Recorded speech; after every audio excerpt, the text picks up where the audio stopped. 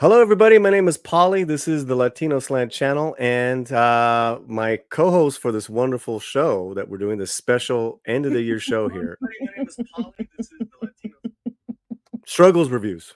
Yeah, thank you. Thank you. Thank you so much for having me here. If my audience is here, if you guys are coming in, I am not only here on my channel, but we are directly streaming from Paulie with the Latino Slant as well. So go and show him some love and check him out. Get ready to hit that like button 10 times over and, just support us getting into these top movies. This is going to be really interesting. It's a lot of fun. We have Robert Meyer Burnett in the backstage of the green room. You guys just met. I'm Yes. so excited, and we have also too a list from Rosa Para, movie reviewer. We got some movies. But yes, let's say hello to Struggle Reviews as our audience. Everyone here is welcome in the chats. Yeah. Mods, friends, members, make everyone feel welcome. All that good stuff. And let's do the little show intro, and then we'll be right back.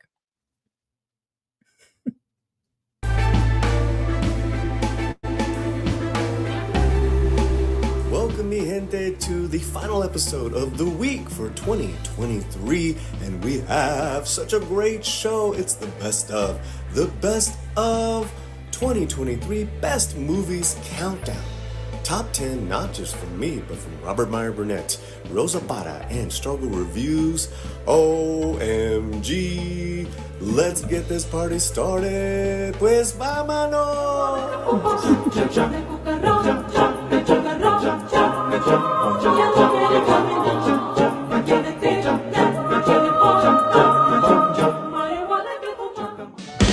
Hey baby, ¿qué pasó? Thought I was your only vato. Hey baby, ¿qué pasó? Won't you give me un beso? Come on, baby, gather round. Come on, baby, gather round. All right. Hey, baby, ¿qué pasó? That's from Texas, as you are. I know. I was like, I know that song. I know Texas Tornadoes. Yo, ¿qué pasó? What's up, baby? Oh. Always have really good intros, Polly. Yeah, that was fun. And anyone that doesn't know Struggles channel, I mean, you guys are just living under a rock. Her channel is incredible. Even your live reviews are just so thorough, so full of energy, very funny too. Thank you. I'm trying to get like Polly with my live situations. I learned from Polly. Please. But then I loved how you were reviewing the Color Purple yesterday and talking about what's her name, Fantasia, and how she's all woman. Yeah, all woman, all that thickness they were trying to hide under those 1900 dresses. It wasn't working. Well, a gentleman who I know who loves womans is here and loves the movies. We love him, Mr. Robert Meyer Burnett. Thank you for having me. This is a great honor.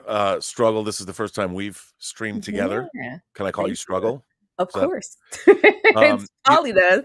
I have to tell you, one of the highlights of my year, speaking of Color Purple, was I was at CinemaCon in Las Vegas.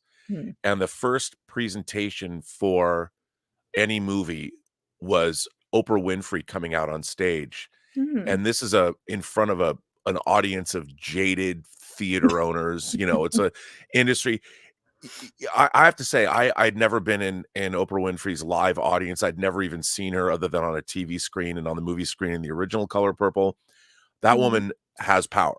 She steps out on a stage and everyone was like, oh, we all gasped, and she brought out the cast and the director. And I will remember 2023 as one of the things was seeing Oprah come out to show the first clips of Color Purple, which I feel terrible that I haven't seen it, but it looks incredible. And I'm a huge fan of the original movie and Quincy Jones's score and Spielberg's direction, of course. But seeing Oprah Winfrey promoting the Color Purple, man, it was pretty epic.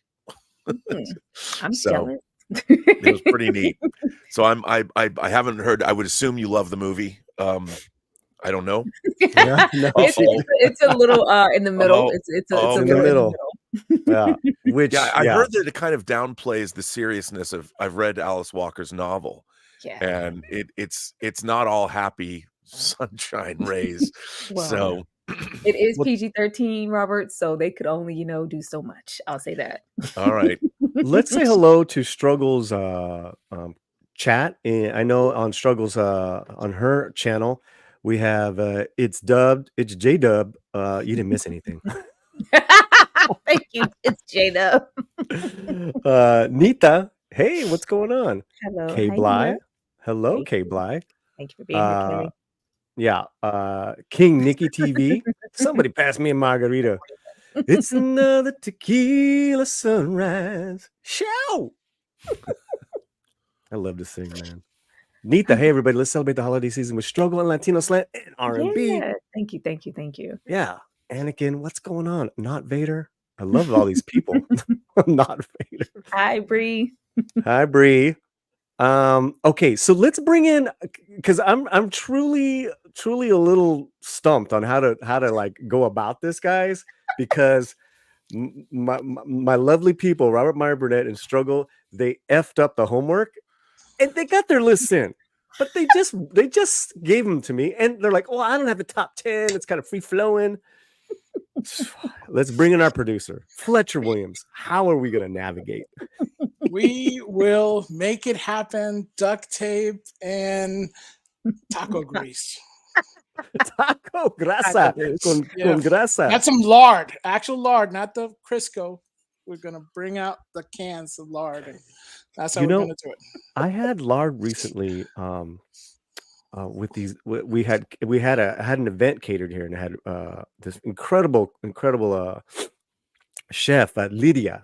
She made tamales, rice, and beans, and everyone was like, "God, why are the beans so good? Why are the beans so good?" She made them with lard. Lard. That's the only way to make beans. Any other way, it's any other way.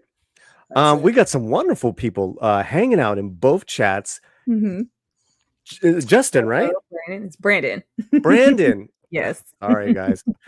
Brandon's got a great channel, Just My Opinion Reviews. I love his channel. I love his takes. I love his vibe. Good dude. Good dude. And look who couldn't make it. Rosa Para. We have her list. Hi, Rosa. Hi, Rosa. So, okay. All right. So help me out, guys. Here, should we just like hit number 10, and then I'll tell you mine. I'll tell you Rosa's. Then you guys give me one each. Yeah, there we go. Okay. You show me yours, I'll show you mine. Hey. Yeah. Are you talking to me or you're talking to Struggle? Latino slant after dark. Hey, we're an equal opportunity. Whatever you want to show me yours, it's fine.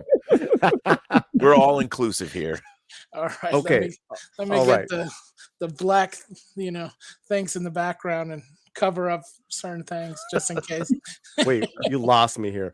Okay, so let's play our video. Here we go for our number 10. Here we go.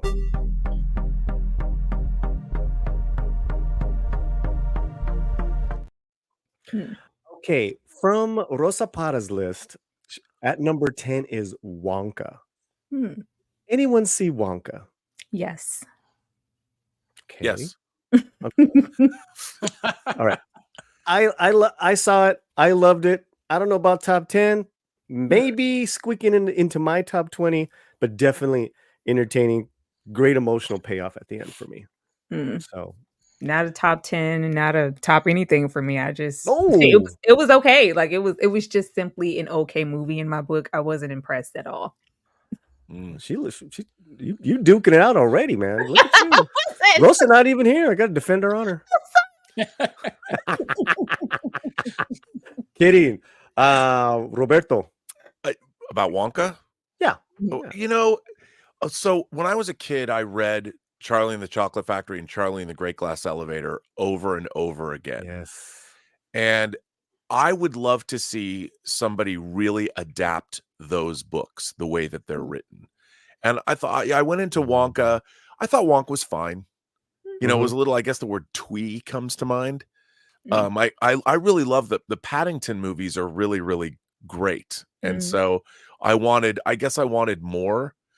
And I wanted more of, to me, the thing about Willy Wonka is he's almost like a demon in a way. And he's testing, Mm. the whole thing about the Dang. kids. He in the first, especially the way Gene Wilder played him, he's testing all these kids, and if they Sure. fail, he's like, I'm gonna go drown you in my river of chocolate. Like you're out of here. Mike TV, whatever. And it's, I Oh, feel Mike like, TV. I mean, it was good. I thought Timothy Yeah. Chalamet did a great job. It was just that I wanted a different kind of a movie, I guess, from Yeah. it. It was Okay. fun. All right. That was Rosa's number 10. Okay, let me give you my number 10. It is called Anatomy of a Fall. Oh, dude, so And good. Haven't seen it. Yeah. This is, I believe, a French production, even though the film itself is mainly in two languages, French and English. Yeah. And even that lends itself to being a character in the film. This woman is put on trial for supposedly murdering her husband, and her half-blind son is one of the witnesses, and it is incredible. Incredible. This just made my list. This actually bounced air out of my top 10, Robert. Oh, Sandra Hüller is the German actress, and in the story, she's a German married to a Frenchman. They met in they're both writers, so she's more famous than him. And they moved to a remote kind of like Chateau. Yeah.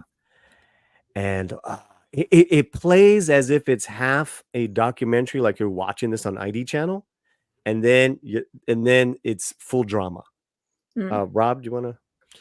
Well, it's kind of like that documentary, The Staircase, and it's one of the characters dies in mysterious circumstances, falls and dies, and the other character is a suspect, and it goes through the court case that it turns more into an examination of their life, of their relationship, and it's a whodunit, but it's also a pretty in-depth examination into a relationship that is not as good as it could be. But it's really compelling, and if it raises a lot of interesting questions, but then you also have the whodunit aspect, like did this person kill this other person? Did that happen? And if so, why? And what could have possibly led up to this? But I'm trying not to, I don't want to spoil anything, because it's really one of the best movies of the year, I think. So correct. I loved your analysis of it, because the thing with this film is that you don't know if you like her or not. I don't know if I like her or not, so that means I don't know if I believe her or not. Yet she's so cold, in that German way. But then, there is warmth, and then she has a relationship with her son. This woman is in actually two incredible films this year. This one and A Zone of Interest. Well, I haven't. You saw that one? That's my number 10 pick. Oh, okay. Well, save it real quick. Save it real quick. Yeah, we'll transition.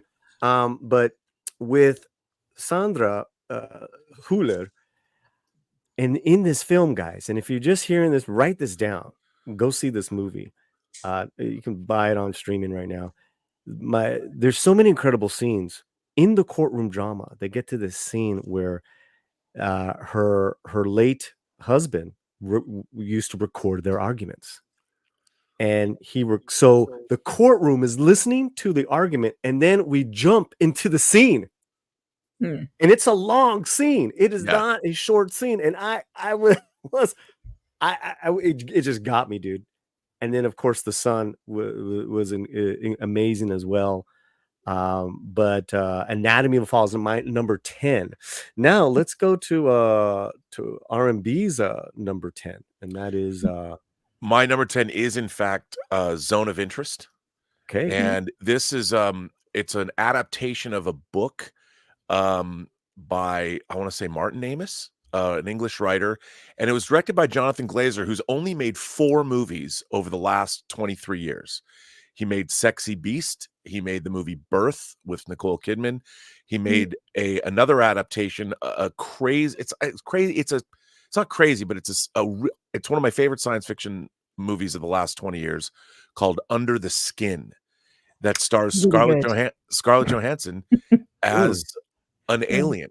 Believe it or not, an alien observing the Earth, and if you don't know that, maybe I spoiled something going in, but it's a fascinating movie. I had read the book, but I loved it. But so Zone of Interest it's truly about the banality of evil, and it's about a family, a nice German family, whose father is like the commandant of a concentration camp. And they live right outside of the concentration camp, but they're trying to lead this bucolic upper crust life. And in the distance, you see smoke, and you sometimes hear gunshots, and it's truly chilling. It is truly a chilling film. It's very clinical, and it's really horrific, but it also shows, like, there you go. There's an example of this bucolic life they're leading right next to a concentration camp. Wow. And it really hits hard, especially with a lot of the other things that have been going on in the world today.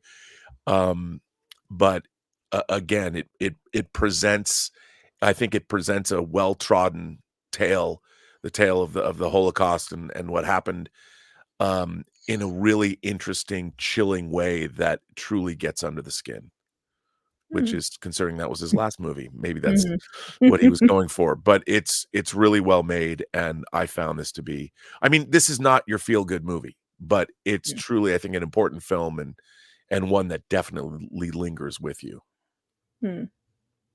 Wow. Wow. Right? I mean, Somber. boom. Sorry. Oh, You want me to No, follow no. that? that Follow bring it? the mood down, Mr. Listen, President. listen. Don't be sorry.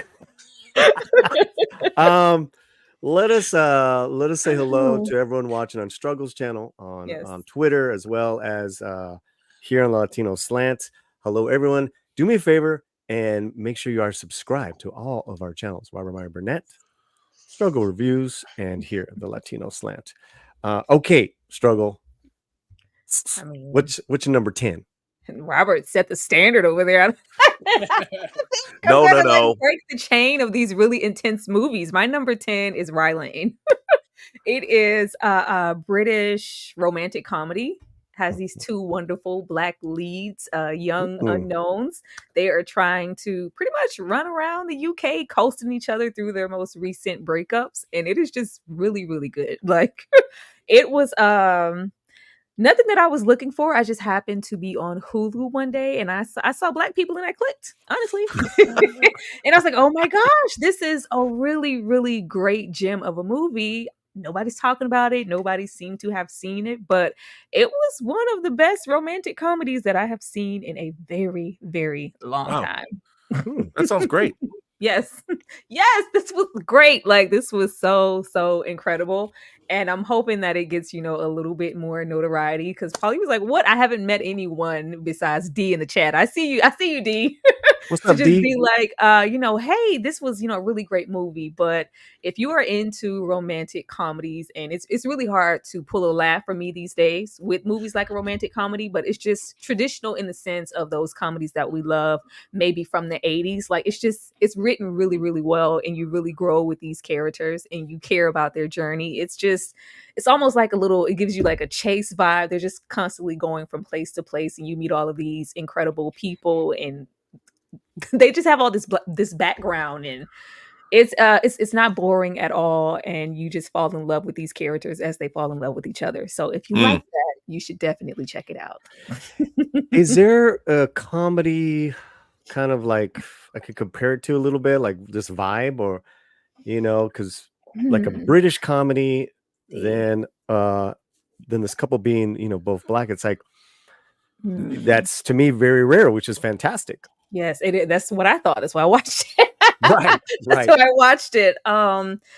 It's really hard, because there's really not anything that I could compare to. It was really refreshing But if I had to Okay. pick anything, I can't even like get the feel of it, but it's that feel when you would watch movies like About Last Night, or it just gave me Oh, 80s, like things that I really, really loved, Really? or Say Anything, and those type of things. Like I think it's Something New, and just all of those 80s classic romantic comedies that we like. It felt people like do not that. talk about Last Night enough. Yeah, right. Me- It But is was she a professional? yeah, it was no. It was a bit of those, but more in a contemporary setting, because these are two very young people falling in love and running around the UK, just getting into all of this debauchery and kind of coasting each other through these breakups and trying to put on a tough face as if like, oh, they didn't break up with me, I broke up with them. And you know what? I don't even care because I took control of this. Meanwhile, they're crying and masking their feelings for what really happened, and you just kind of see them unfold and be truthful with who they really are and who they want to be with. So just check it out. I, I love it because I haven't heard of this film ever, and Mhm. this is another great thing about sharing our lists is that there's Right. going to be a couple of them where it's just like, huh, what? Fantastic, you know. Fletcher, what's going on? Yeah, I agree. I think it's nice to see where everybody has like a different take on like what movie did they see and what kind of like touched them in a way. And it's Mhm. it's so across the field, and it's so awesome because you're here in the background going like, okay, I'm gonna write this down. I'm gonna go, okay, when I I'm gonna Yeah. check this out, witty comedy or just like the Yeah. drama with a concentration camp and Oof. some like hippies on the side. I'm like, whoa, this is definitely a movie that my wife's gonna make me have to watch.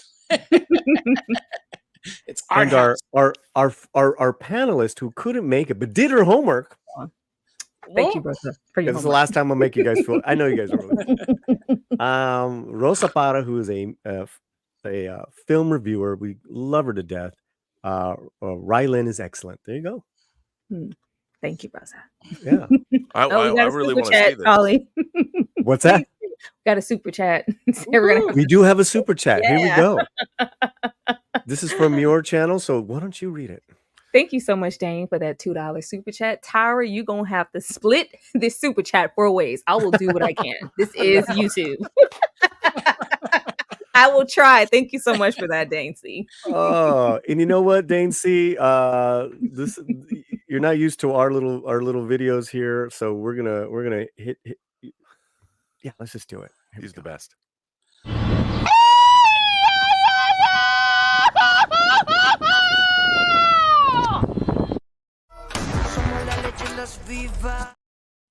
See, you gotta get them. The first one, boom, and then later on you do the La Bamba, you do the Chihuahua videos. I didn't want to start off cutesy. How? Boom. Boom, get that grito going.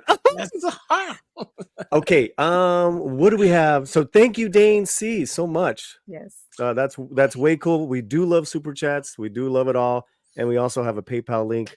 What's going on in the chat though, Fletcher, on the Latino Slant channel? on the Latino Slant channel, well, everybody's greeting and stuff. The Equalizer is saying that it's great to see. It's refreshing that people have taken a liking to movies that are not blockbusters. Orcs are supposed to be blockbusters on the list. Yeah, it is great to see that all these smaller movies that maybe not so small, maybe don't get the attention they deserve, but they're well made, especially for people nowadays, especially around YouTube. We won't name any names, but it looks like a lot of people are like, hey, there's no good movies around, and then they're like, man, we got a ton of movies. When everybody's 2023 was a great year for film. It really was. And I think when you really delve into it, there's a lot of great stuff that came out this year. Yeah. I mean, I think these lists are going to show that because a lot on this list are a lot of films that are not sequels, not franchises, et cetera, like original new films. And I agree with you, Rob. I really do. But then again, me and Rob have gotten shit because we love Matrix. Resurrections. What? No, that's Hey, we see, saw it in the theater. the minorities together. in the bottom are like, what? That's I it. think that movie's misunderstood. We are so misunderstood. We are so misunderstood. Woo. Please We are don't so- let me be misunderstood. Yes. Oh Why Lord. would you bring that up, Polly? Oh Lord. Please listen. You know what? You're real. You know, I don't know what's going on with the attitude today, but because you're so fine, I'm gonna let it slide. And you're so brilliant. Thank you, I threw in the Polly. brilliant there, but really, you're so fine. Okay, so we also have a voting poll going on, Fletcher, which is do. what I want you to promote.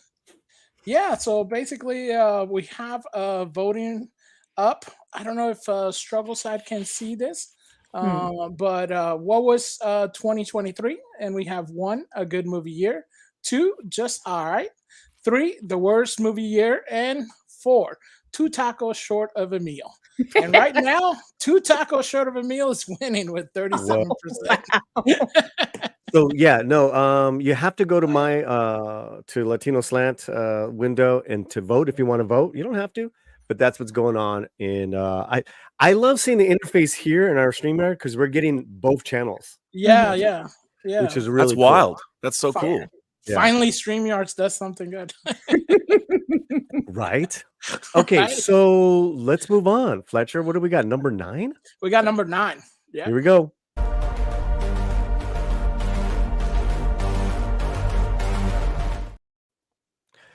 And Rosa Parra's number 9 is, if I can find it, come on, I know it.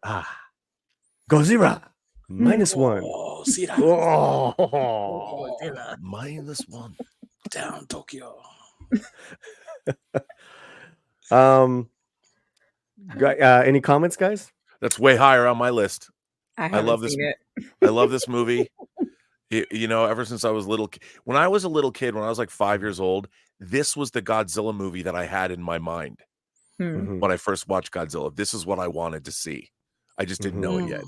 Yeah. And as a lifelong Godzilla fan, you know, there's a whole strata of different kinds of Godzilla movies.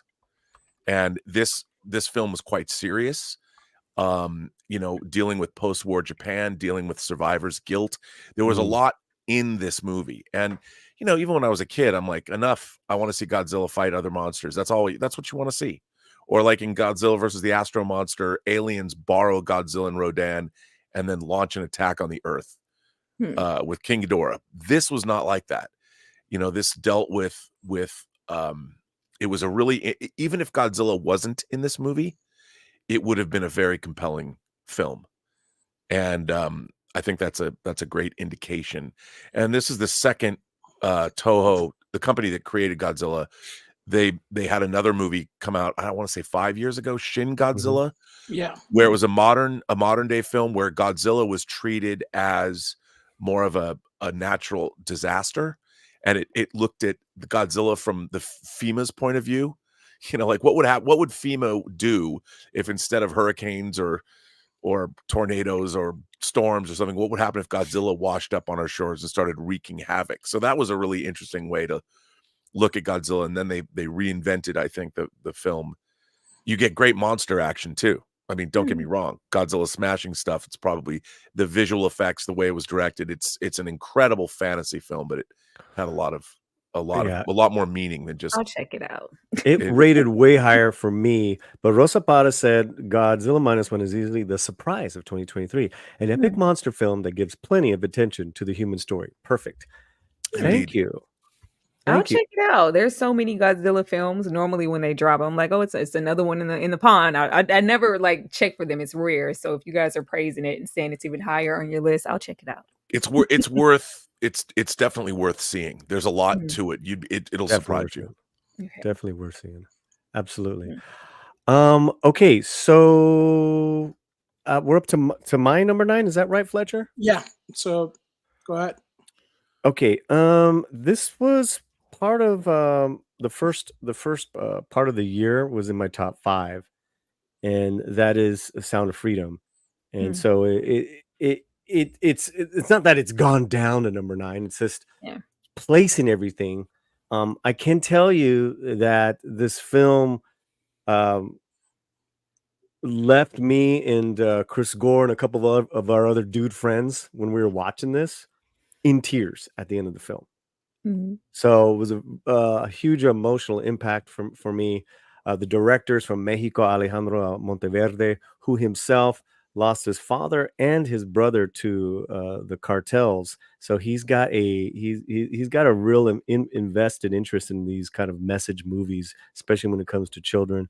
Great. I think to me, I think Caviezel's just an incredible leading man. I just find Yeah. him riveting. I always have. And yeah, it is a hard watch. Mm. I will tell you that. And it's now you can now see it on Prime. Cut out all the noise, the outside noise. I just look at this film for what it is. It's also shot very well. Mm. It's a beautiful looking film. So that is my number 9. I don't know if you guys had any thoughts on that. I've seen it. I was messy watching it. I watched it because of all of the negative press that was attached Mm. to it. And it felt like it was concealing it, like it was something shameful to be seen. Like, how dare they try to, have people. I was like, what is. Then I watched it. I was like, this is a really good movie. I Yeah. didn't understand what all of the hoopla was about. Now, myself in turn, anytime I get a story that's based on anything true, always go and investigate to try to get to who this man really was. And I was doing homework where I didn't need to because I was not going to talk about this movie, but I just wanted to know. Yeah. But just Sure. just based off of the movie in general, like it is very, very moving. I didn't quite get to. I was moved. I didn't cry. I was being strong.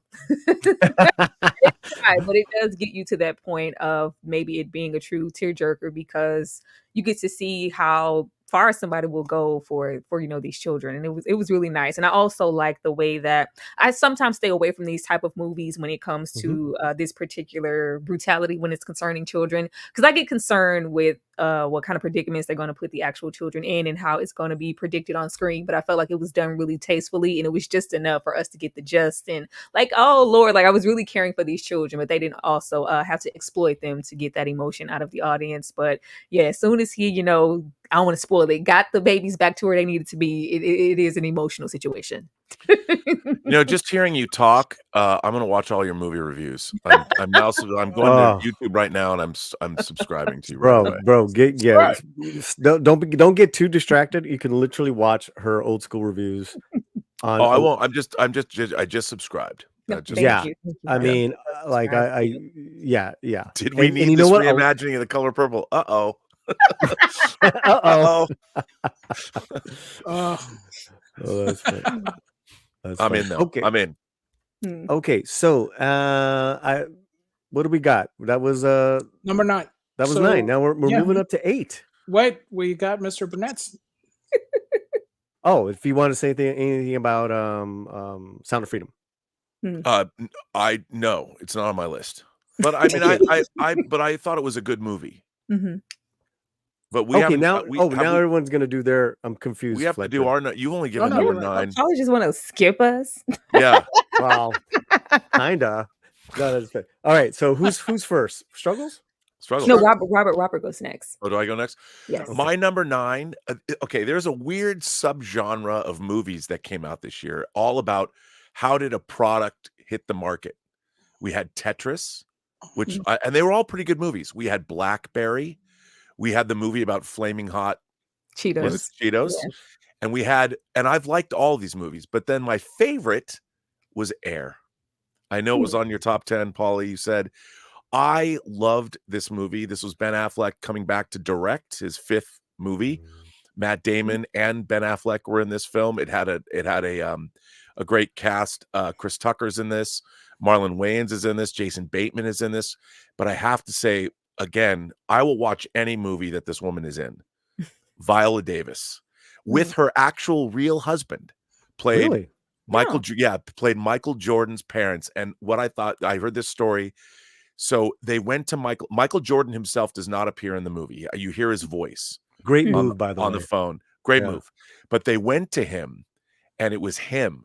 So he said, I want Viola Davis to play my mom. Oh. And they were like, because of course, that means the price goes up. But when Michael Jordan speaks, you have to listen. But Viola Davis is so good in this role. This scene in particular, she just but I love this whole movie. And I also heard Matt Damon say he put on some weight for this role, and that his wife, when his wife saw this movie, she said, "You look terrible in this film." He did. and I because he was supposed to be this haggard guy, Yeah. but I found this movie to be utterly delightful.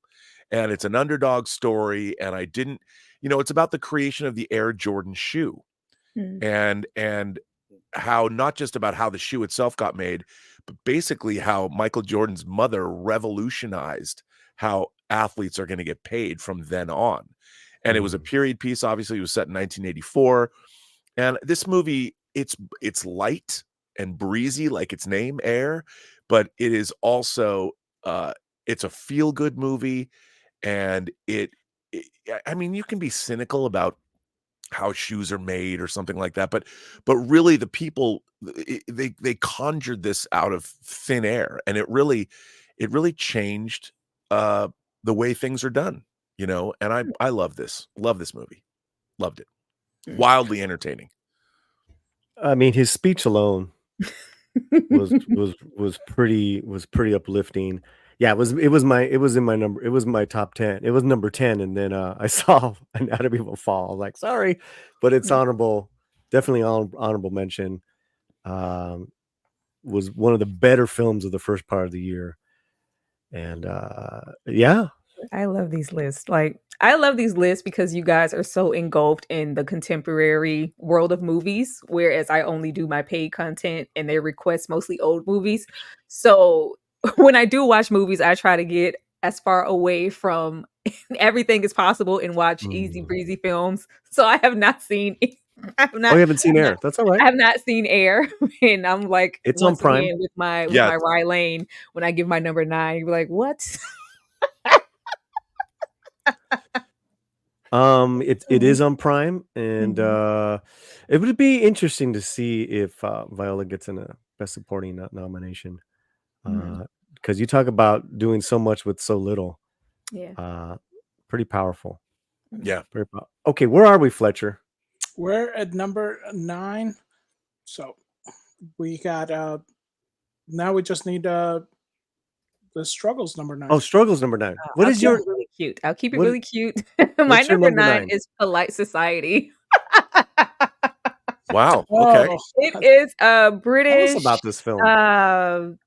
Pakistani martial arts, like kind of low key, a little dark comedy situation. Wow. Sounds good to me. It's totally a spin on the narrative of what a traditional Pakistani woman would be. You have these very two really close-knit sisters, and they're going against the grains of what's expected of them traditionally, while it's all being done to this comedic beat, and you have these really intense martial arts scenes out of nowhere where they're being destructive, destroying everything in the house, and it's just normal because that's what. And we have the our main character, she wants to be a stunt woman, so she's forever practicing to do that. And when her sister kind of drops her ambitions as an artist to get married to this man that is just supposed to be everything, but she knows something is off about him, and he just happens to be under the thumb of this really strong, corrupt mother who is doing some secret laboratory things to these women. She has ill intentions for who her son wants to marry, and she's trying to get her parents and her sister to see that before it's too late. But it is such a good time.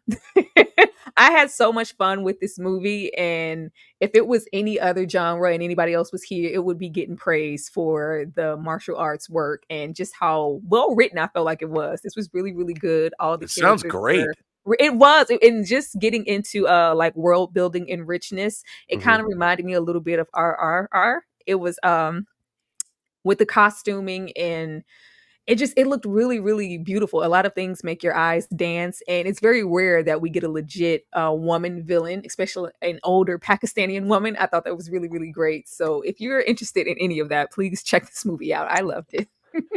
I think I remember this movie came out earlier this year, right? Yeah. And it didn't really make the splash I think they were hoping it would Yeah. make.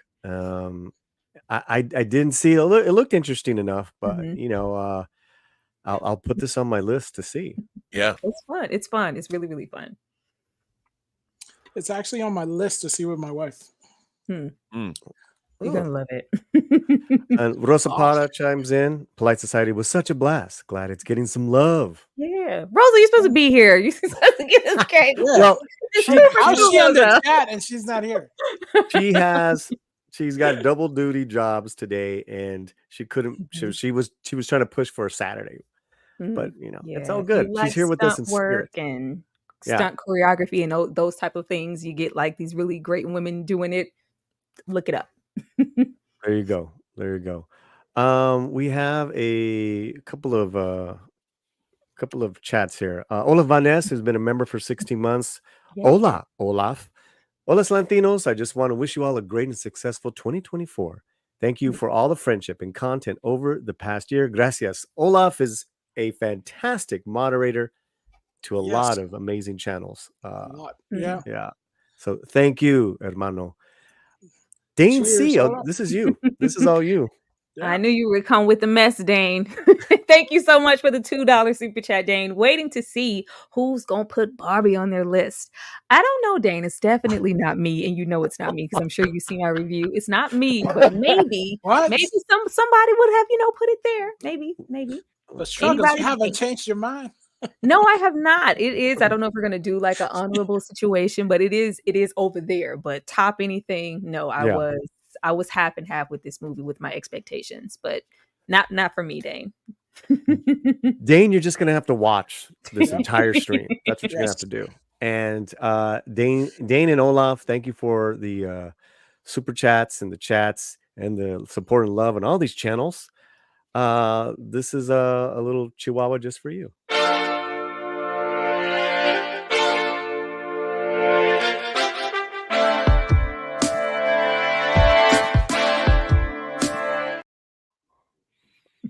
Okay, Man, I love those videos. They never get old. Yeah, I try to mix them up. I had a really bad one of Christmas Gorgu getting electrocuted. I had to take it down. It's pretty funny though. Let me say hello to one of our brothers, Sporking News podcast. Scott, what's happening, brother? Good to see you here. Miguel Farah, some great movies, but they were shining exceptions to the dark norm. It does not go unnoticed that most good movies this year have been made outside the USA. And we will, that is a good point, because that is a majority of my top 10, Miguel. And you bring up some interesting points, as you always do. You got anything to say about that, Mr. RMB?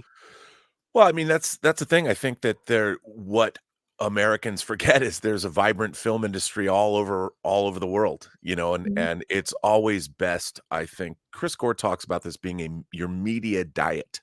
And it's always good, I think, to diversify your media diet. And literally, I think that there's a lot of just tremendous movies, a lot of which we don't get here, certainly not theatrically. But thank God for, like, Netflix, love them or hate them, they're always finding things. I mean, they're bringing shows from around the world, and I always encourage people to look into films. I mean, finally, Parasite made it so you had a Korean film win Best Picture.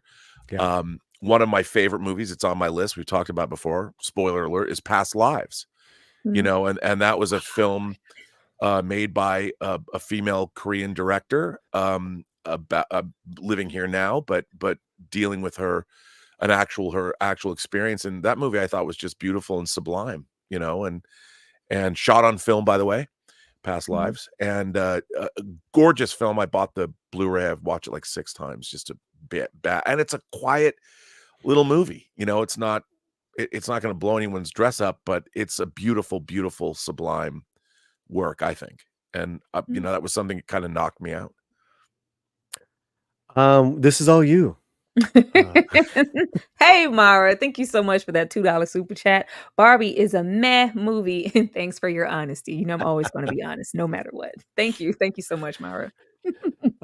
Thank you. And it goes on to say, and series, 30 Coins is my favorite series on HBO Max from Spain, I believe. Yeah, it's an international production, and you're seeing a lot of joint productions. Yeah, which I will, which goes to one of the films in my top 10. Actually, yeah, technically, Sound of Freedom was as well. It's a joint production with Fox and Fox Columbia, and they filmed those at the Fox Columbia studios in Columbia. Yeah. Cool. Well, all right. So where are we, guys? How are we feeling on the chat? How are we feeling on this panel? You guys liking I your love movies? it. Nobody's the same so far. I love it, especially Yeah. not me. Yeah, I'm like, I don't even know what movies, where you got those movies from. Just kidding. Well, Polly, I watch, when you guys are speaking of Netflix and foreign situations, like I love series. A lot of my time is spent watching series. Yeah. So my favorite thing this year was probably Mask Girl. I love Mask Girl on Netflix, and most of the foreign, Japanese, Korean, all of those things, that's where a lot of my time goes Yeah. to just sit and watch and soak in something. Interesting. Yeah, I saw Beef. What's the one that we reviewed? Gosh. The Killer. Yeah. Yeah. What's her name? Swarm. Swarm. Mhm. And then my The comedy. German series Swarm? No. No, Danny. it's Donald Glover. Glover. Oh, right. There's another called Thus. You should check. Yeah. You should check that out. Yeah. That, I will do that. television's been fantastic as well. Yeah. Television. I mean, comedies, This Fool and Primo, This Fool even more so because it was so much about a lot of my family members that this is how we clown. I love that show. Yeah. Okay, where are we, Fletcher? We're at number 8. Ooh, here we go. Okay, let's play the intro.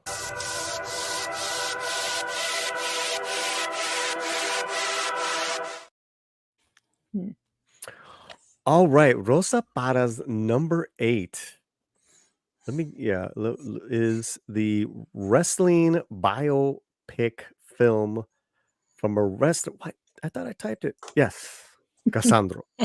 Never seen Cassandro is a film. It's streaming now. It's on Prime, starring Gael Garcia Bernal. Yes, that's him. If you can recognize him from Mozart in the Jungle and Werewolf by Night. This is the same actor. He plays the first famous gay Mexican wrestler.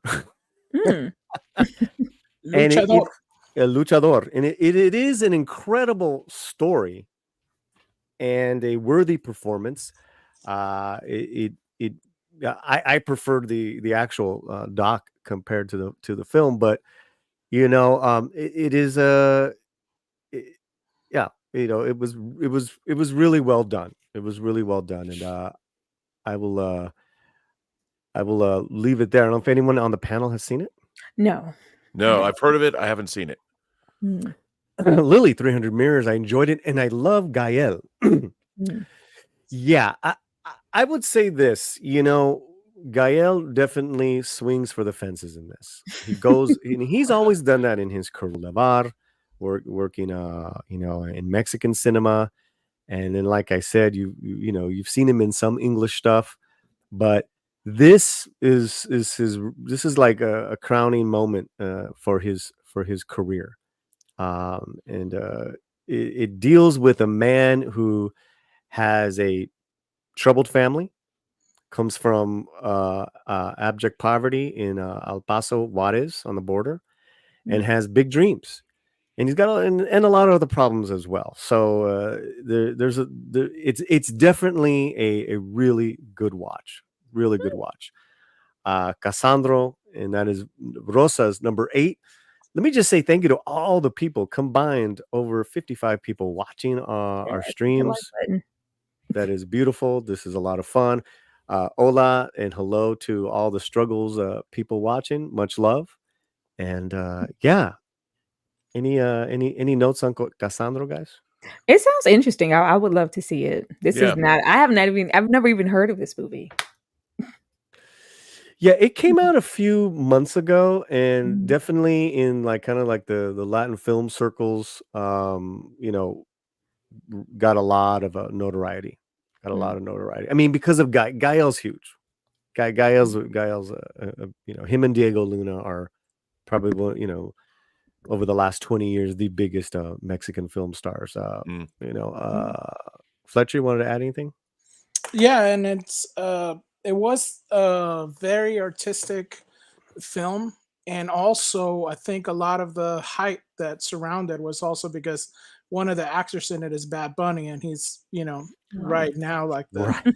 it guy there, and he played the lover of Cassandro on this, so it was like a big deal Oh. for for Latino audiences and Latino grandmas everywhere.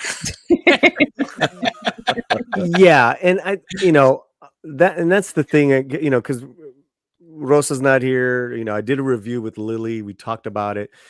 In that, I felt that they just had Bad Bunny in there just to be that Mhm. that extra lover interest, but you already had a relationship with another character that was much more rooted in his story. The Bad Bunny thing was just nonsense because he Mm. was also his drug dealer. It's like, come on.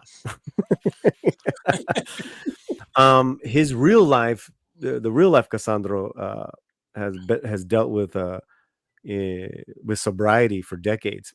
I find that way more interesting than him and his many lovers in the film. So I thought that got a little unnecessary, but that's just me. What do I know? They gotta That's just service me. the fans, Polly. You got to service some Bad Bunny fans, huh? Mhm. He's trying to, make his way to become an actor. Okay, is it my turn? uh, yeah, Number we did 8, Rosa, and we did you.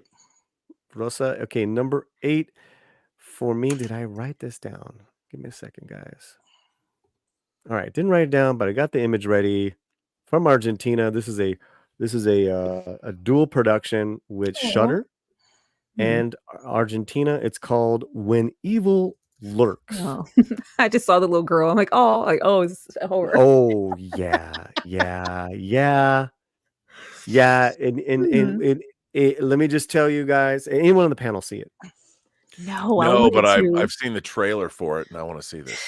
I do. Meant to. The director is Demian Rugna. He's from Argentina. It's shot in Argentina. The story, without major spoilers, it is set in a rural town of Argentina, to where evil, demonic possession is spread like a virus, and it is so disturbing, so absolutely, like, it just kind of it gets into, because you see how different people and where they're at in their lives, whether they're resistant to it or they get the disease real fast. Hmm. And there's one particular gruesome scene, hint there. Oh no. But like a Talk to Me, it's it's it's a horror film that kind of just goes beyond its genre. I don't know, Right. R&B. Well, I think those are the best kinds of horror movies. Yeah.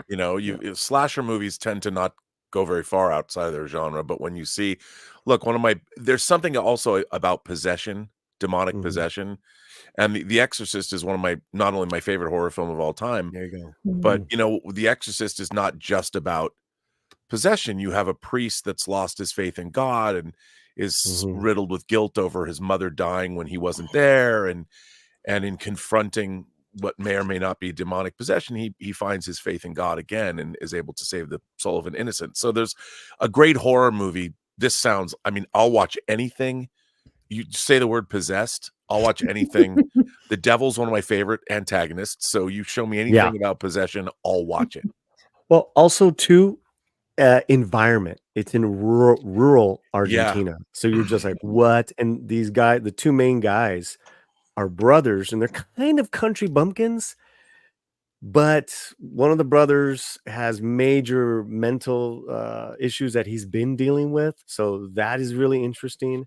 But also too, there's almost like a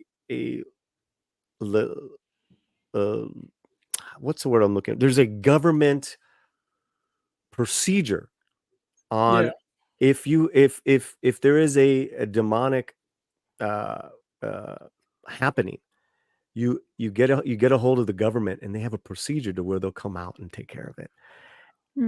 So it's like an alternate future or alternate universe where demonic possession is normal? Like they have to have to the point where they have to have a government agency, or is it still It's sort of in the shadows? it's very much, yeah, it's still in the shadows. It's Okay. not as kind of like overt like that, but also too, I think it's because they're in the country, they're so disconnected from Yeah. maybe, to where they asked the local sheriff to make the call into the government, and he's like, no. Yeah. Rural Argentina is very isolated. Yeah. Yeah. And The government sucks. I just also want to say, so the actors are amazing. The pacing is one that just you're watching this drama, and then pow, and it's not like a Hollywood gotcha or jump scares, none of that. Mm. But when the violence happens, you're left. It's like scars on you. It's an incredible film. And I also want to say one last thing about this film. First co-production that Shudder has ever done with Latin America, and so it's on Shudder, streaming on Shudder right now, guys. Nice. Okay. Yeah, and K. Bly, creepy ass visuals. This was unhinged. K. Bly saw it. There you go. I'm in. Count me in. Okay, I that's number one. I did not see Bird Box Barcelona. Ooh, I did. yeah, Didn't compare to the first one. cute doggy. I watched it too. Mm. Yeah. It was Okay, quite where good. are we, guys? This is All right. great. Having a great time. Robert, it's Robert's turn. Number Oh yeah, number 8. This is a movie that I heard about on the festival circuit that I really wanted to see, and it was exactly what I wanted it to be. Again, female director named Chloe Dumont. This movie is called Fair Play, and you can see it. It's streaming on Netflix, and it stars Phoebe Denver and Alden Ehrenreich, who played Han Solo, young Han Solo, and they play two hedge fund managers at this high-powered New York hedge fund company, and they're in love and they're going to get married, but they had to keep their relationship separate. And they have a very steamy, I'm always complaining there's no more erotic films being made anymore because pornography is so rampant. It's just killed anybody doing any erotic films. But this film opens with, dare I say, a banger of a scene that I very much appreciated. But what ends up happening with this is the guy is passed up for a promotion, and his girlfriend gets the promotion instead, and their relationship goes from there. And it goes, the guy spins off into as the woman does her job, gets this promotion, and she's very much loved at this company, and her abilities are extraordinary. He's revealed to be not as extraordinary as even he thinks he is. And the jealousy of what's going on of both losing the promotion and what he thinks is going on with his his fiance, he just spirals into, he basically just becomes this pathetic worm of a guy. And the jargon is such, like, you really feel like you're in this world of high finance. It really feels like Chloe did her research. But this is not, I'll tell you one thing, I'm surprised because for all the people that are talking about this is the most emasculating movie ever to watch. Why am I going to see that? And you know what? And that's my biggest criticism is, like, a white dude. This is the most sniveling white dude failing miserably, but I loved it. I mean, I'm watching this and it's just like, because he turns into such, can I say little bitch? I mean, you can't on my channel. And I loved it. And his performance was great. Basically, the performances in this movie are all around great. But this movie made me uncomfortable. And I love when, I mean, it seems counterproductive to say that, but if the movie's good enough where I'm just like going, oh man, dude, don't do that. And it's just, and it was only like 90 minutes. Maybe it was, it just felt like it was not. I really like this movie. Maybe it's not for everybody, but it's on You're Netflix. selling it. And the performances are great. And yeah, I like this movie a great deal. What's And the gentleman's name again? The actor. Alden Ehrenreich. He's had a little bit of a comeback year, huh? Yeah, I mean he's absolutely terrific in this. He was obviously in Oppenheimer, because everybody is in Oppenheimer. Yeah, but he had a great role in Oppenheimer. Yeah, he did. And he's terrific in this, even though you really hate him by the end of the movie. Wow. I mean, I wanted to reach into the screen and throttle this guy and tell him, slap him in the face and say, "Man up, you punk." But he doesn't. I want to see it so bad now. Now I want to see it. Put it on the list. Selling it. Put it on the list. And it's on Netflix. You know, it's funny because it really did well on the festival circuit. That's where I first read about it. And I haven't talked to anybody that even seen this movie or knows it existed, but it felt like I was at the beginning of the year, I was reading all about it. And it kind of, it's, you know, it's weird when we live in a world where, you know, there's this whole thing about streaming, but I'm a firm believer in movies going into the theater, but they need to be promoted so people know that they're out there. And I think this feels like, you know, it would have the same way like Fatal Attraction or Indecent Proposal, like Adrian Lyne movies, made you come out of the theater and have the conversation. Like, would you let your significant other sleep with Robert Redford for $1 million? You know, and it became this sort of, it became a cultural touchstone where people had these conversations. Like in Fatal Attraction, everybody was talking about what Michael Douglas did, and was Glenn Close wronged, or did Michael Douglas deserve what she did to him? And this, I feel that this movie would have had more discussion if more people saw it. Like, it would have been a cultural thing where people would have been talking about over the water cooler. But yeah, you got one fan in the chat for this. Oh, there you go. There you go. Well, but you know, I've never heard of this before until right now. I've heard about it. I didn't take the time to watch it. But no one has. And I think that a lot of what happens is these movies that do well on the festival circuit go right to streaming, but you know, they're not promoted, and they don't have any theatrical footprint, so people don't know what they are, and then they just disappear. Sure. Unless you scroll and go, that sounds interesting. You know, you don't hear about these movies. So much being put up. Well, thank you so much. Fair play, number 8. All right. Nice. Where are we out? Where are we at? Where are we at? With now? me. Yeah. Your number 8. Yeah. Keeping it still with Netflix. My number 8. One of my favorite like genres of film, because I feel like it's its own genre, is assassin movies. One of my favorite films ever is Leon the Professional, and if I see assassin, I'm gonna watch it. So good.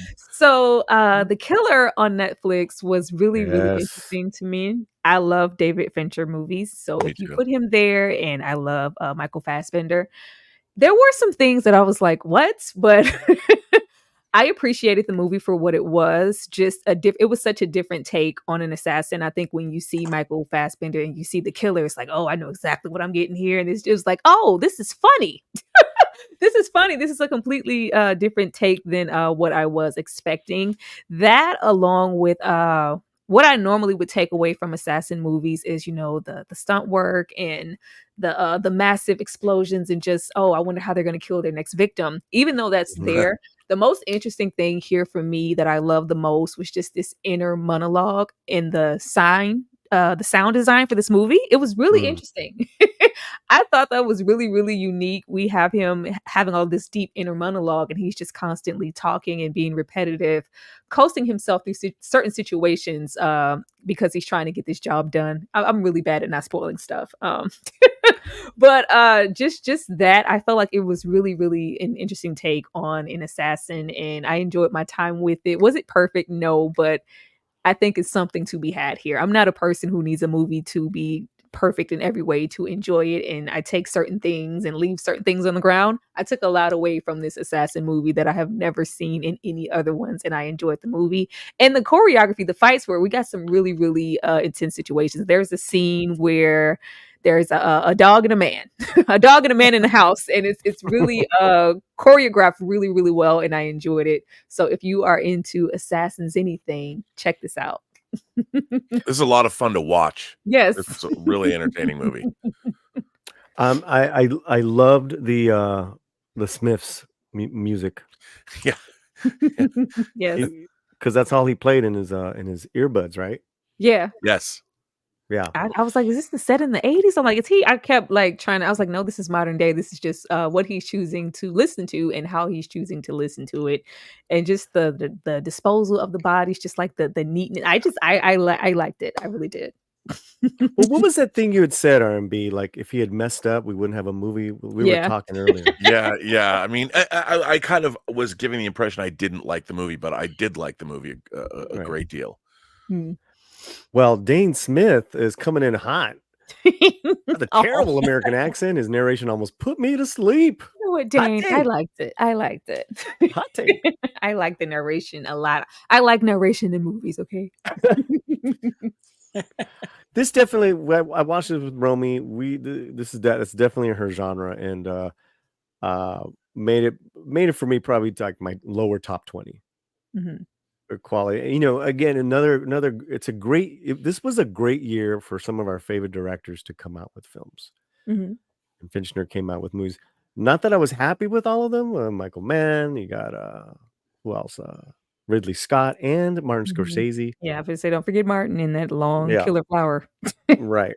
So the Killer Flower. Long Killer Flower. Killer Flower. It was flowers, Okay. something. That is number 8. That is Struggles number 8, The Killer. Yes. Right. I like it. Woo! How we doing in the chat? Let's check in really quickly with the voting. If you're in my chat, you can go vote right now. What do we got, Mr. Fletcher? We got 54 votes. And the question is, what was 2023? 1, a good movie year. 2, just all right.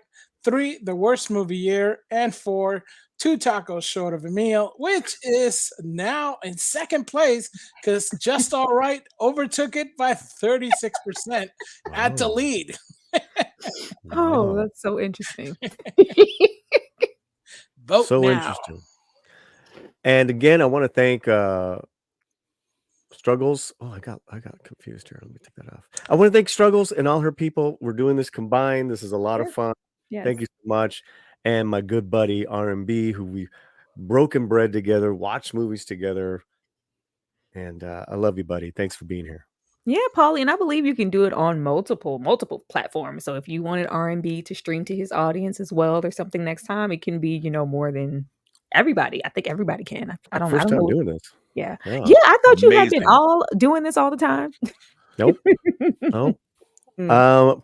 Pretty girl Danny. Mm-hmm. Hi, Tyra. That's right. Struggles' name is Tyra. Polly and chat.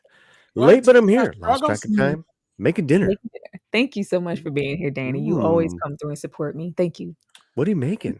Yeah, Something I want to good. know. I'm hungry. Yeah, I'm, now get- I'm I'm hungry getting. too. Yeah. This is not good. We're only at number 7. Yeah, I'm that's good. Yeah, Damn. there you go. Mike has bad knees. Yeah. Member of the channel. Love this panel. Happy New Year's, everyone. Feliz prospero año. Thank you, Mike. Happy New Year's to you. Okay. Where are we at, amigo Fletcher? All right, we got number 7. Rosas, number 7. What is Rosa's Rosa number 7. Mm-hmm. Oh, and it's my number 7. This is a Yeah. rare. It's a rare This is a rare thing, so we'll crossover. just do it as that. Rosa's number 7, and my number 7, Spider-Man, Across the Spider-Verse. Oh, this is about to get messy.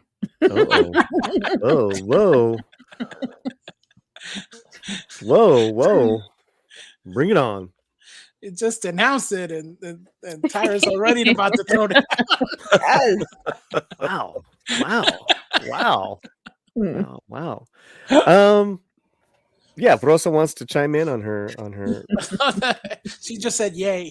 Yay. Well, you might not say yay after we hear from Tara. Well, no, I just knew. I was wondering what it is in comparison to what my number 7 is and why it's my number 7. It's gonna be like, oh, so okay. Well, this is the further continuations, adventures of Miles Morales, that he traverses different universes. I Yes. particularly loved the addition of Miguel Ojara and Oscar Isaac's voice and tone and the character to here. The stakes were raised. It's a blitzkrieg of color, sound, of different animation styles. Mhm. We even had the head of story, Octavio Rodriguez, come on the channel and give us a great interview. And we'll have that link in the video box description. Yeah, I saw it 3 times in the theater, and it just really, for me, just great escapism, great stories. And I know Chris Gore had a problem with the ending, saying like, oh, they ended it in the middle of the scene. It's called a cliffhanger, buddy. And a great cliffhangers will do that. And the cliffhanger for me was that Gwen was getting all the homies. She basically was bringing the band back together with some new band members to go and save Miles Morales. I thought it was a fantastic cliffhanger ending. So I also really appreciated that we got more of Miles's family in regards to his ethnicity that we really didn't see in the first one. Lauren Velez, who plays the mom, loved her voice, loved the mother, and a great speech with her and the mom, with him and the mom. Yeah. Let me see what else I'm trying to miss here. Great plot twist. That's really, it was in my top 5 the first part of the year. Let me make myself big. I got a poster, but I also have let me remove this. I also have an artistic rendering of Miles Morales as an Aztec god that I put up there by Art Mesa. So yeah, I'm a big fan. I'm a big fan of the movie, and that's what I got. So let her rip, Struggles. I mean, I like the movie. I like the movie. I like the first one more than the second one. And personally, I preferred my number 7, the Teenage Mutant Turtles. Wait, hold on. No. I did. Hold on. I That did. it? How about you? Is that it? I mean, we're not. You didn't like it that much, okay? I did. R&B. No, I thought this was a delightful movie. The style of it, the animation style is just, it's like nothing I've ever seen before. I felt that way about the first film. I mean, I like the character of Miles Morales. I thought it was really interesting. It was a lot of fun to watch. It's hard though. I love animation, but I'm prejudicial against putting it on 10 best lists, I guess. Because it's animation. And that's stupid. Wow. I shouldn't say that, because I know, and I worked for Disney. I love animation, but I think animation should go on a separate list. Like when Beauty and the Beast was nominated for an Academy Award for Best Picture, maybe I just need to broaden my horizons, because I tend to think of animation, and I love it. I mean, The Boy and the Heron, the new Miyazaki film, is incredible, and Suzume, which came out this year, was another. That was on your list. A great movie. Yeah. And I don't know. But I thought this was, I mean, these are great. Not only are they great animated films, they're great superhero movies. Yeah. So, Yeah. I liked Miles a lot more in this one. Yeah. We got some hot takes in the chat. We got to get to them. You got your boy Dane C. 7 is low for Across the Spider-Verse. I know, right? What's up with that? Oh, wait a minute, that's me. Jupe 912. At this point, I just let movie buffs help me decide what to watch. As long as it's the right one. Stick with Tyra. My boo worked on this. Top movie of the year. There you go. And Rosa Parra comes in. Yes. The best animated film of 2023. Somehow the visuals surpassed from the first film. And the soundtrack, the score, the story are some of the best. What's his name? Pemberton? David Pemberton. Mm. The score, that score is fire. Then there was some fantastic music numbers. One that I really like from Becky G. So yeah, Cool. I'm with you on that. But One they of the still best. couldn't get a Puerto Rican flag right. What's that? They still couldn't get the Puerto Rican flag right. It's true. Oh, then they made a Cuban by accident. Yeah. Yeah. They put a Cuban Well, flag. I don't know if it's accident. Phil Lord, who's the producer of the film, he's Cuban. I think he might have done that on purpose. We need to ask him. He's very much on Twitter, on X. I'm gonna ask him, That sir. should be an ask, sir. Sir. Good Señor. sir. Coño, señor. Mira. Mira. Okay, what yeah, what you making Rasta pasta. So I'll be in. Oh, Spider-Man was all right. Come on, girl. Oh, that's not right. Thank you, Danny. That's not right. Lily, 300 mirrors. I'm waiting for them to throw in Pedro Pascal in there. You're trying to say they do that with Pedro's in everything right now. He's in everything. Yeah. Rundown Productions. Spider-Verse top 3. And Oscar Isaac, of course. Ay, mama. Nice. Rob, you heretic. I'm sorry. Don't be sorry, man. Okay, we have 2 super chats. Red French Moon, love you, buddy. One great movie fight scene is between Fassbender and Gina Carano in Haywire from Soderbergh. Cool spy movie. Best wishes to you 3 and 4. You know, we'll include Fletcher for 2024. You like me. You really like me. My bad. Haywire, not Hawaii. Yeah, we got it. We know. Yeah. Thank you so much. Fun movie. R&B. Haywire is pretty good. Hey, I have the Blu-ray. You know, they dubbed Gina Carano's voice in that movie. Well, she's pretty bad, guy. Well, she's badass. I mean, that like you said that fight. No. She was badass fighting, but when she talked, like, yeah, it was really, really it's rough. It was rough. She's gotten better though. Yeah, she's gotten better. You know. Thank you so much for the super chats. We love super chats, whether it is towards from Struggles Reviews or from My Slantinos. We love it all. Let's you know, you guys got to meet one of my screaming uncles. I got another one for you guys. Here we go. Be right back.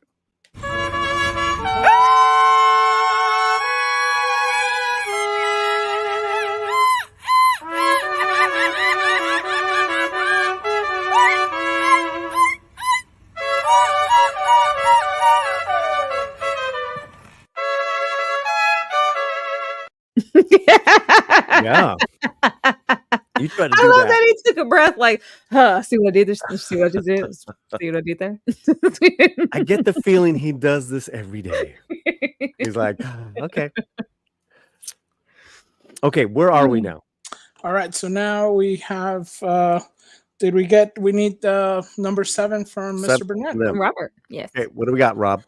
Well, I'm gonna go with, we were talking about this earlier, Poor Things at number 7. Yeah. Yorgos Lanthimos, he made movies like The Favorite and The Killing of a Sacred Deer. Yes. His films are always Oscar. quite incredible. This movie's bananas.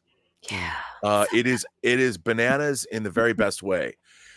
Emma Stone, you know, if you just think of her as being from La La Land, well, she basically plays a woman that is grown from the brain of an infant. In a very Frankensteinian story. It starts out with Willem Dafoe, who's got a messed up face. I was going to say something else, but he not only is Dr. Frankenstein, he looks like Frankenstein's monster. And it's basically about how does this woman, what happens to her in the world? And it is both a social satire, it is kind of a tragedy. It's, you know what? Someone said this movie was the better version of Barbie. And And Yeah. in a way, I think that's actually true. But if you like social satire, you like horror films, I mean, this is so Yes. genre defining, and it looks incredible. Mm-hmm. I mean, the level of imagination that is inherent in every frame of this movie, it's an incredible piece of work. And you have to see it to believe it. It's like The Matrix. No one can explain what it is. You have to see it for yourself. Yes. And it truly is. It's a marvelous movie. Mm-hmm. Now I know this rated much higher for you. You want to hold your opinions on it?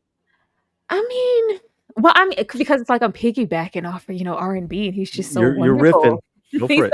He's so wonderful at what he does. But I'll just say that this is my top 4. This is really a really really really great movie, and It really everything that Robert said, ditto. And I'm probably going to get to mine and say the exact same things, but this surprisingly was. I love the Barbie reference because that befits it so perfect. But I'll just say this is a Frankenstein movie on psychedelics and steroids, and I'll just leave it there. That's a great way to put it. Because Wow. what's funny was I'd heard this is also one of these movies where you're not prepared for it. Like when I Mhm. went in, I thought, oh, okay, I get what I'm going to watch. Okay. I wasn't prepared. And it's not just the story, it's also the way it looks. It's everything. And it is just it's really an extraordinary film. Mhm. It should be higher on my list. I should go with Struggle and make it higher, but Okay. it's amazing. All right. What did you I think about it, respect that. Polly? I didn't see it. Oh, okay. So there's a few that I just couldn't get to, like this, Ferrari, Mm. Zone of Interest. It's just Is it American Fiction? Is that American Fiction I saw. I Mhm. haven't seen it, and that's the one I think would probably be right up on the top Yeah. of my And list. I interviewed John Ortiz. So you can see that interview on the here on the channel. I didn't know you interviewed him. Yeah.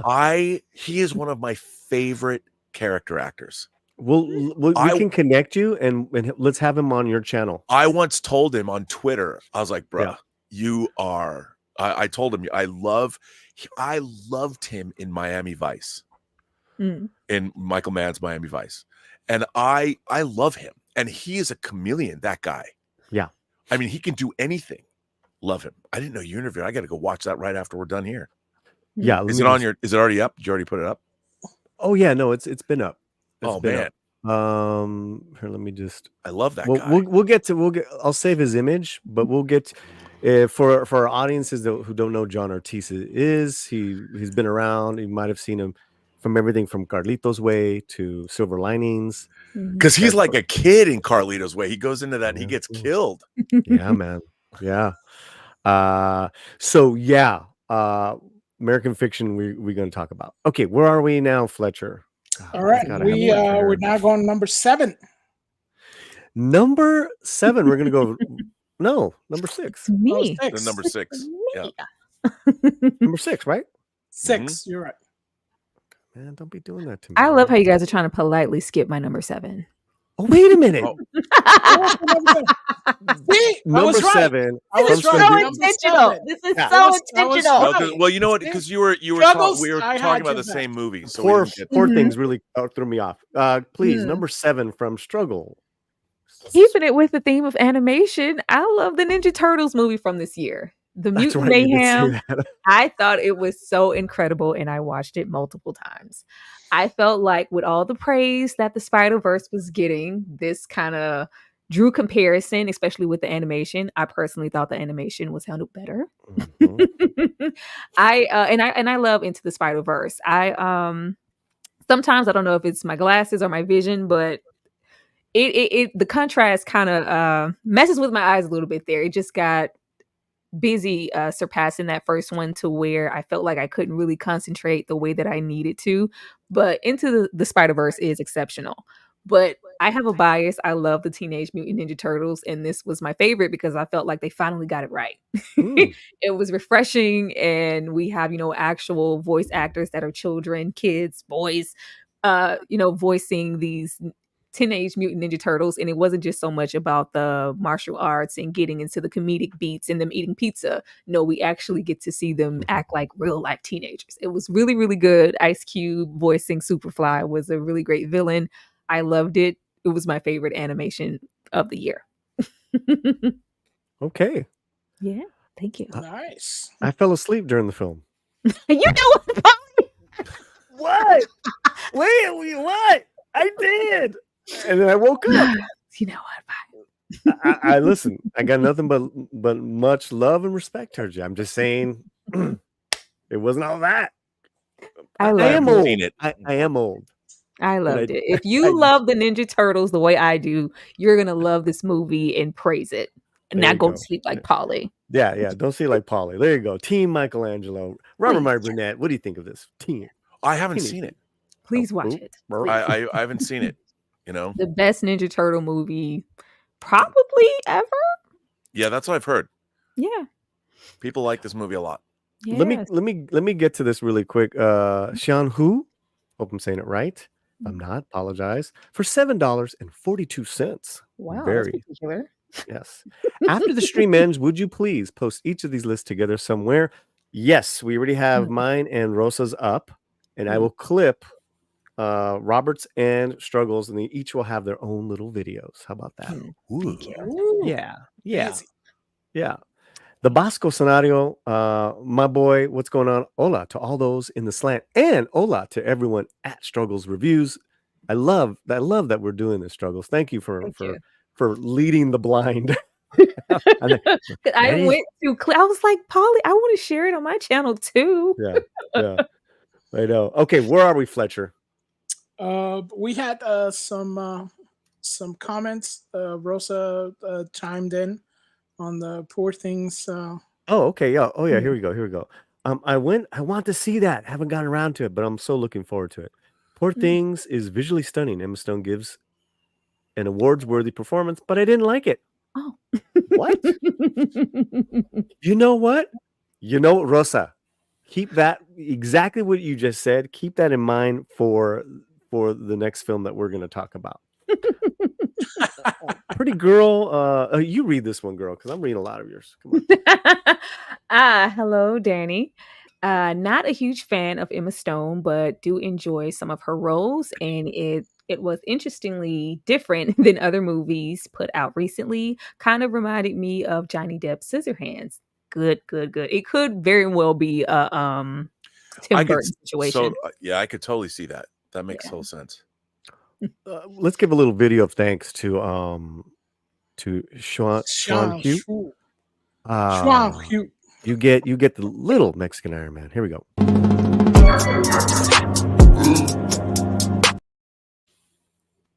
That was quick. That's okay. So now are we up to number six? Number six. Number six. Where's my video? There it is. There we go.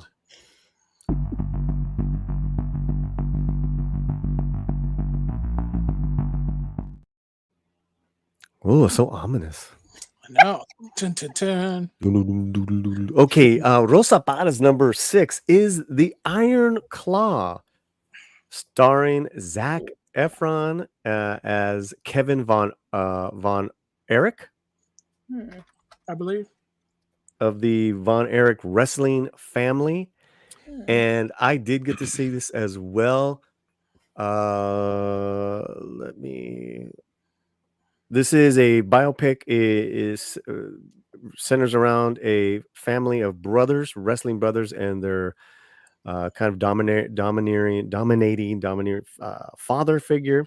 Incredible cast, and how they really come to rule Texas wrestling out of Dallas, with all the events and all the achievements that they do.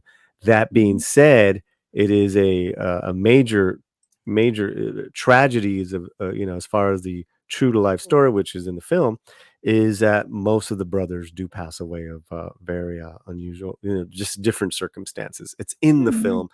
The writer director even had to curtail the tragedy back by not including the other brother, Chris Chris Von Erich, who also took his life. He's like, I just couldn't do it. It was just too much, and it is Oh. a lot. Let me see what Rosa has to say. I wonder if she got to chime in. Lily 300 Mirrors, great movie. Mm. You can chime in. This one is probably my number 3. Mm. Now, let me just tell you how Rosa feels about Emma Stone and Poor Things. This is how I feel about Zac Efron and Iron Claw. I think Iron Claw was it's a good film. It's a good film. It's definitely a honorable mention for me. It's not in my top 10. Uh, I do think it's a little bit of paint by numbers tragedies. That being said, it's still very entertaining. And this performance by Zac Efron, it is a game changer for him. It is a game changer for him. This man, as you can see, went through physically what he had to go through to look like the role. Then I believe he put on a prosthetic jaw to alter his face. This performance was so tragic and sweet and vulnerable and loving, and he's loyal, and he's just all these things, and he just doesn't understand why his brothers are passing away over the years. I mean, I'm just gutted thinking about it. There's a scene where, oh God, there's so many good scenes. There's really so, and it's all him. It's all him. So without him, I just feel that the movie is kind of just, you're kind of good biopic, but that's the Iron Claw, everyone. So I know it's Rosa's number 6. Struggles. We lost Robert. Hopefully Yes, we get him back. did. I have Okay. never seen this, but it would be interesting to see Zac Efron because I'm a Disney Channel kid, so I have a hard time detaching him from those. And this feels like maybe this is the role to do that. I have seen him in some things, but to me, he's always going to be in High School Musical. So maybe this will be that role to really just pull me out of that. It looks interesting. I got some wrestlers on my radar now. So we have the Iron Claw, and then we have, what is it, Cassandro? Cassandro. Okay, I will be checking these out. Right. Yeah. Yeah. There you go. Here we go with Rosa's statement. Zac Efron gives my favorite performance of the year. I agree. I definitely, it's up there with Jeffrey Wright. Depicting a wrestler isn't easy, and yet he does it so effortlessly. Yes. Physically, I mean, you bought everything, and I didn't watch any of those musicals, so maybe that helps me. Because I didn't watch any of it. I'm just now watching Neighbors. He was the comedy. I'm just now watching. Like now, I'm going to start watching his stuff. I love wrestling, hence why there are 2 films on my list. Yeah, Russell's a huge wrestling fan. But I think there's now a swell for him to get a nomination up there for Best Actor. I do believe Coleman Domingo is in 2 subpar films where he gives incredible nuanced performances. I loved his Rustin. I just didn't like the film.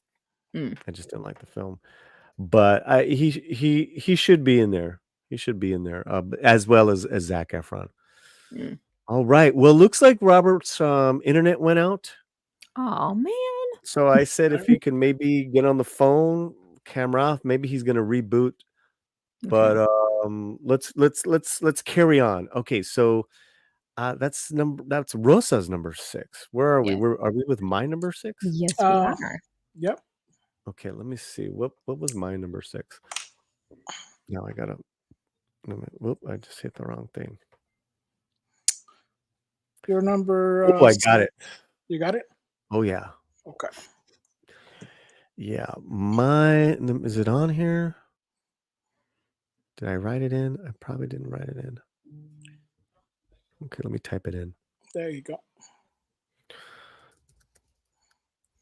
Well, this one's a very unusual film for me to pick because I'm not an anime guy, not well versed at all. It's just not my thing, as a lot of other people are. But Me who said that? No, I said me neither. I'm not. But I think I know what your pick is because it's been talked about so much. I'm like, well, maybe I should watch it because I'm not into anime at all. Yeah, yeah. And so it's called The Boy and the Heron. Hmm. And I recently saw it and was v- very impressed. Of course, with the animation, the world. This is set during World War II Japan. Hmm. Uh, but I'm gonna keep it real short. What affected me the most was what happens when we lose a loved one when we're still very young, like let's say a mother or a grandmother, someone very close. What that does with us as we're growing up, and then as we're growing up, we start forgetting those memories of that loved one. Mm. And so when our lead character is traversing in different realities, uh, that comes into play, and it was very emotional for me. It was Mm. very well done. I was so taken away that this made my list. Besides the visuals were just incredible. I think the reason why it jumped from Spider-Verse because of that family loss was so heavy in this film, but it was so beautiful too. It was really Mm. beautifully done, and it was kind of like a mixture of Alice in Wonderland and kind of like this journey, and then those things that I was telling you about. So very impressed. The Boy and the Heron is mine. Mm. Anime can take you by surprise. Yeah. Mm. Same filmmaker. I love Spirited Away, and that's going to be on my list. That I believe that's like what, from the 90s. Mhm. Mhm. So Same Studio Ghibli. Studio Ghibli, the same Japanese studio. Yeah. There you Mhm. go. So yeah, that is my number 6. Is that where we're at? Number Yeah. 6. Okay, cool. So let's continue this. Where we have your number 6 struggles. Yeah, my number 6 is Leave the World Behind. I know you did not like Leave the World Behind, Polly. No, we did not say leave Polly behind. I said leave the world behind. I love Mm, it. I'm sure you guys have heard of it. It's on Netflix. I think it really mm, got up there because they were like, "Oh, the Obamas, produced and put out a film, and we got into the book it was based on." I love a movie where I have no clue what's going to happen. If you can carry me on anticipation, I'm halfway there. Like, first of all, it had a great cast. I love Mahershala Ali. We have Ethan Hawke. We have Julia Roberts. We have some newcomers, some child acting. Like, I now the ending, I was not satisfied with the ending. I did want more, but everybody always has a scenario of, hey, this is what I would do if the world was ending. And you kind of get to see that in this in this setting. I love when we can work a movie just in one setting. We rarely leave this home.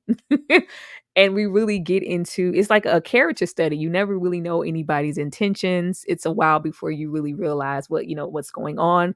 It's shrouded in mystery for the beginning, and I like that. And I also like when we get beyond that and we're just kind of settling into, okay, this is happening, this is where we are now, this is our reality, this is what we need to do. But we also have things like a lot of stuff is just unexplained. A lot of stuff is just unexplained, and you're left to kind of use your imagination as to, like, I wonder, so his teeth just came out, huh? Okay, well, like, I just, mm, I'm wondering what's going on with that, or even mhm, just something that can carry us through the whole film, like the youngest daughter being obsessed with watching the final episode of Friends. It's a very strategic mhm, type of movie, but I like the characters and just getting down to the bottom line of a lot of people not knowing what to do when something like this occurs. So I'm mhm. here for that. I'm here for that. I want to know what you really didn't, what like told you, Polly, like I don't like this film. Like, why didn't you like the film besides the ending? Oh God, I don't want to rain on your parade. No, go ahead, Polly. Rain away. Let's just go. Let's go to the chat.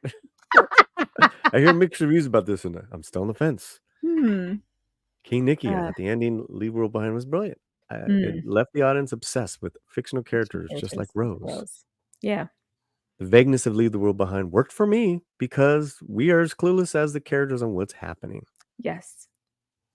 I think the main thing for me is I could buy into all that, as pretentious as that is, if I cared about any of these people. Any of these people, I did not care. They're all assholes. They're all idiots. I like that. No. Some of them, yes. Julia Roberts, yes.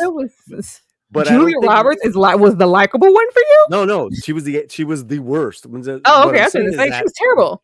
You can't just have all of them at different levels be assholes, right? It's just, besides this pretentious setup. But that's just me. I like Mahershala. I love what he was trying to do, but it wasn't enough. I mean, honestly, the best thing I liked about it was Kevin Bacon. Cameo. Everybody loves Kevin Bacon. I was like anticipating him being there more. I hated that they didn't utilize him. I'm like, you have Kevin Bacon, you need to use him. But I got it. This is actually I believe on my. It's not even like on my at all. Is it on my disappointment? No, it was. I did a video about the Obamas, about Barry putting his own movies on his top 10 movies of the year. That is such pretentious garbage that I was like, well, this makes sense. You put your own films on there. This one and what was the other one? Was it Rustin? What Rustin was on there? He put on his top 10, he put this one and Rustin on his top 10 movies of the year. I'm like, come on, bro. I wouldn't put Rustin anywhere. Come on. Okay. Come on. But you just don't do it's that's just not how it's done. You give your top 10 to other people, but that's a whole different listen. I didn't like the film. I love how unlikable everybody was, especially Julia Roberts. I really didn't like her character. Like, if you were looking for anybody to guess, I think Mahershala Ali was supposed to be the likable one because no matter what, he was trying to go out of his way to take care of strangers and keep them in, this little safe haven. But yeah, I didn't mind that nobody was likable. Like, I didn't care about anybody here, and I didn't care that I didn't care. All right. Well, listen. This is where we're at. I mean, this is where we're at with this film. Let's say, where do we want to begin? I knew this film was going to make on someone's list, so there you go. Okay, you read this one. Real time, if I was sitting in a theater watching Leave the World Behind, I'd highly be disappointed. It was okay, but there were so many girling mistakes and goose, and the ending was dumb. Yeah, this isn't something that I would. First of all, I don't like spending money at the movies anyway, but this is something that you definitely catch at home. But I like it for what it was. Like, I just love when I don't know what the hell is going on. Awesome one. I thought this was a war film, not a mind bender. Okay. This is you? I agree. You don't care about any of the characters, and that hurts it. Okay. Rosa, I appreciate its depiction of how any external threat isn't as important as when a civil war between us imminently our undoing. Yeah. And Robert's back. Dude. Just in time. I gotta say, my internet just went out. I walk outside, these dudes are working on I'm like, guys, you just unplugged my internet. And they're like, oh, we're sorry. Oh. So like, right. You could have been like on right. So I apologize. I didn't want to get it was they didn't realize they didn't know I was streaming. I'm like, yeah, we didn't even have a service call. Didn't know what was going on. These poor guys. I gave them maybe I was not as nice as I should have been. No, I was. You know what? Sometimes it's it's warranted. 300 Mirrors. It's on my worst films of the year. LOL. Fingernails on a chalkboard. Oh, I love the director to this movie. He did, Sam. Isabel, I'm sorry. Did I miss this conversation? I wanted to talk about this movie. No, jump in. This is my number 6, and we have love-hate relationship for the movie. I liked it, but Polly, of course, did not. Well, again, this was another literary adaptation, and I thought it was chilling because one of the things I like this movie. I thought the performances were great. You know, Julia Roberts is kind of the ultimate Karen in this Yes. movie in a way. And it had some really chilling moments, like when the boat runs aground. But Mhm. here's a funny thing. When Calamity, I mean, we don't know what's going on in this movie. You know, they insinuate it, and at the end, Mahershala Ali talks about this scenario Yeah. of what could be happening, which is incredibly plausible. I mean, if Mhm. you know, people just they cut you off so you don't know anything, and then they let everybody go crazy on their own. Yes. And I thought that was I thought that was really great. I mean, I really, maybe it's Yeah, because me I'm too. potent. Yeah, I find this kind of thing scary and Mhm. ominous, and Mhm. you know, I don't know if you guys have seen the trailer for Alex Garland's new movie Civil War, No, I haven't. but it looks like this is a prequel to that movie. Oh. You know, and it had some great stuff, like the Teslas all crashing because someone Yeah. had hacked the Teslas and to cut off people getting in or out of the city. And Mhm. Yeah, I I love how plausible everything seemed. It seemed like this could happen any day. Like, give me, and I love, horror movies just as much as the next person, but certain scenarios, that could never be plausible. This is very much so plausible. And I love it's just this was a character study for me. Like you said, this is the ultimate Karen. I love how unconcerned and just lax the character of Ethan Hawke was, and you have Mahershala trying to be the savior, and he's sitting on some information, but what isn't he saying? Like, I love the mystery. And did I want more from the ending like everybody? Sure, but I love this movie. I thought it was really cool. Yeah, I really enjoyed it. The big change they made from the book is in the book, Mahershala Ali, it wasn't his daughter, it was his Mhm. wife. Mm. And I kind of liked, you know, I liked how his daughter was kind of this firebrand leftist Mhm. college student, you know, and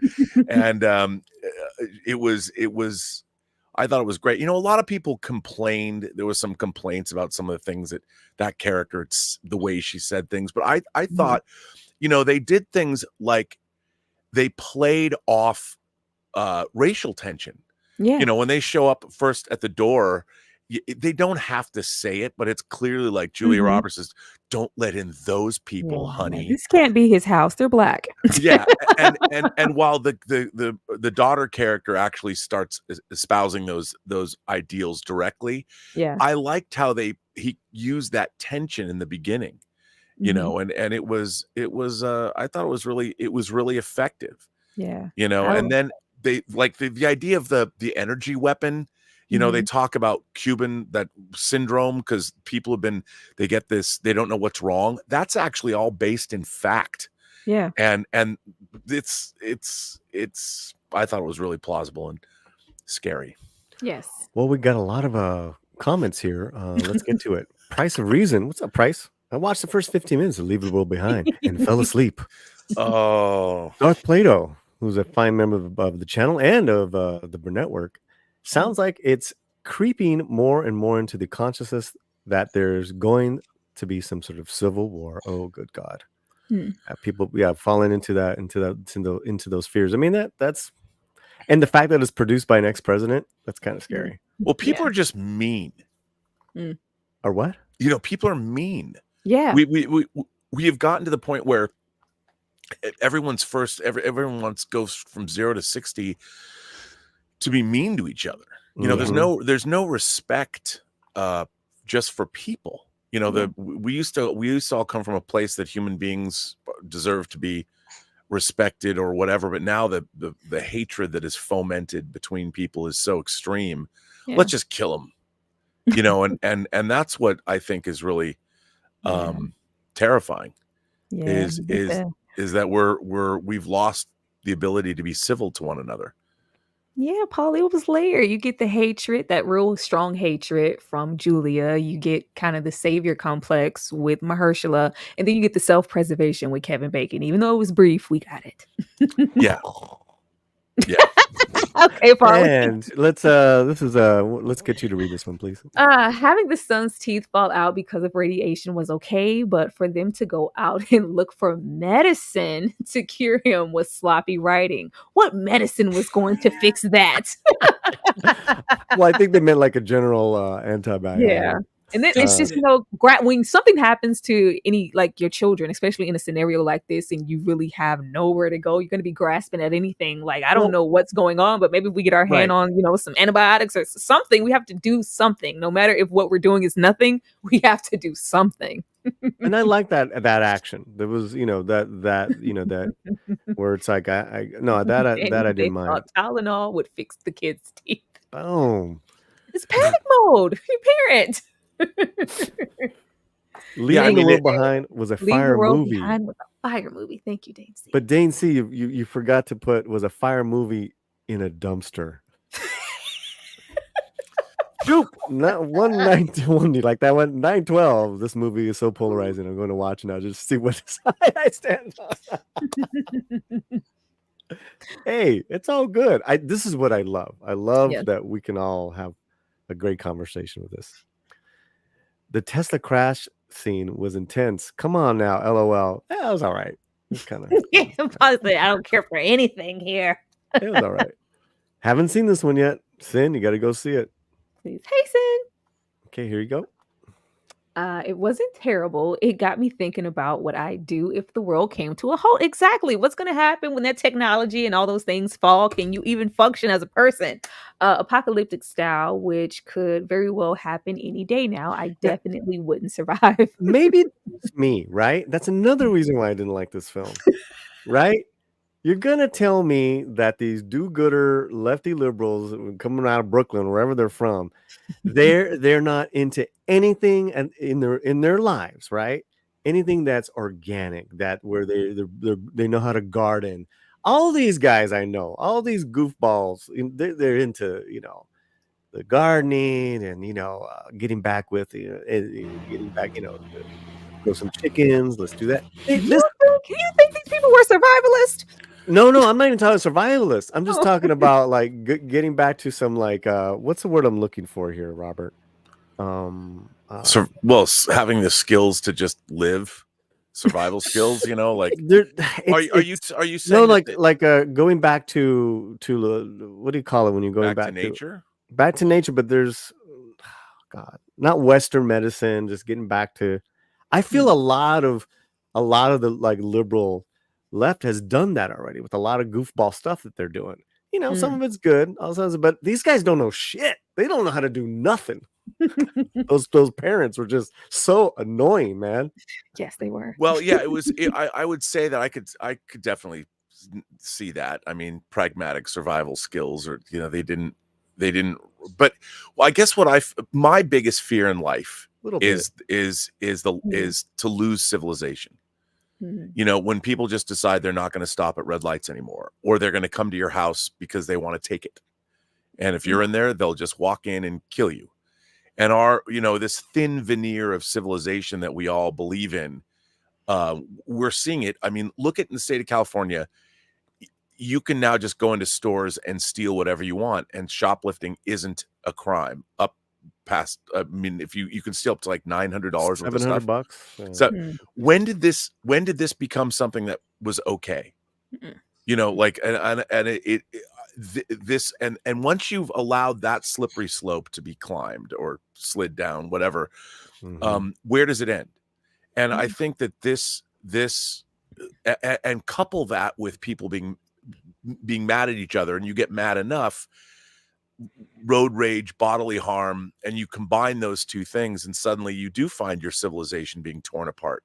Yeah. And I think this movie, and the thing is, it's not going to happen in a conflagration of nuclear weapons or something. It's going to be like this movie said, all you have to do is push people a little bit and let them do the work for you. Yeah. And I think I just think maybe it's because I'm pretty handy. I work with me too. All my relatives that are contractors. Like there's a lot of stuff I know how to do and whatever. It's like these guys don't know anything. Well, I mean, you'd be surprised, dude. How many people? I know so many people that don't know how to change a tire. What? I mean, and Yeah. I can't. I told somebody once that I changed a tire on the 405 freeway, and they looked at me like I was out of my mind. And I'm like, how do you, if you learn to drive, how do you not know how to change oil and change a tire? Like, how can you put yourself in that position? Or just know like the basic parts to your car. A Dane C. Wait, what? You can shoplift in California? Where's my plane ticket? Yeah, it's not good. Agreed, Polly. This is the age of air fryers and TikTok. Basic No, life we skills are need slowly Robert's being better. number 6. Oh yeah, let's. You know what? You're right. Let's do this. Let's do that. I got a big super chat, and then we're gonna get to you Oh R&B. yeah, you did. Tomas, the Gilk Man, is here for $19.99. Very, very, very nice. Thank you so much. Hail! Much love to you all. Big fan of Latino Slant and of Robert Meyer Burnett. Would love to meet you both at some point in the next year or so, and to meet Struggles. You got to meet Struggles. The Holdovers is in my top 10 of the year. Keep being amazing and Happy New Year. Oh, I didn't see that one. Guess what my next one is? Oh, The Holdovers. love that film. I know. Spoiler alert. Okay, let's give something good for yeah, this is good. This is so we're in themes with the gritos, with the screams. Here's me doing them. Arr. Mm. Noise. Arr. Mm. Hey, do a mariachi one.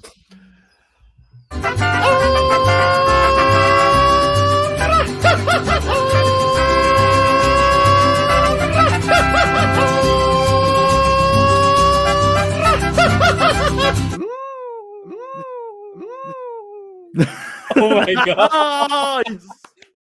All right, thank you so much, the Gilk Man. Love you too, buddy. It will be nice to meet you one day as well. I love meeting the community at the meetups that happen, the LA Comic-Con that we did, R&B. I was wondering where R&B was. We had all these. I'll talk to you later, man. I'll put you on. Darth Plato, Polly off his meds again. Okay. So did we get number 7 for Mr. Burnett? No, here we 6. go. What's your number 7, sir? It is, in fact, the Holdovers. Yes. Struggle is right.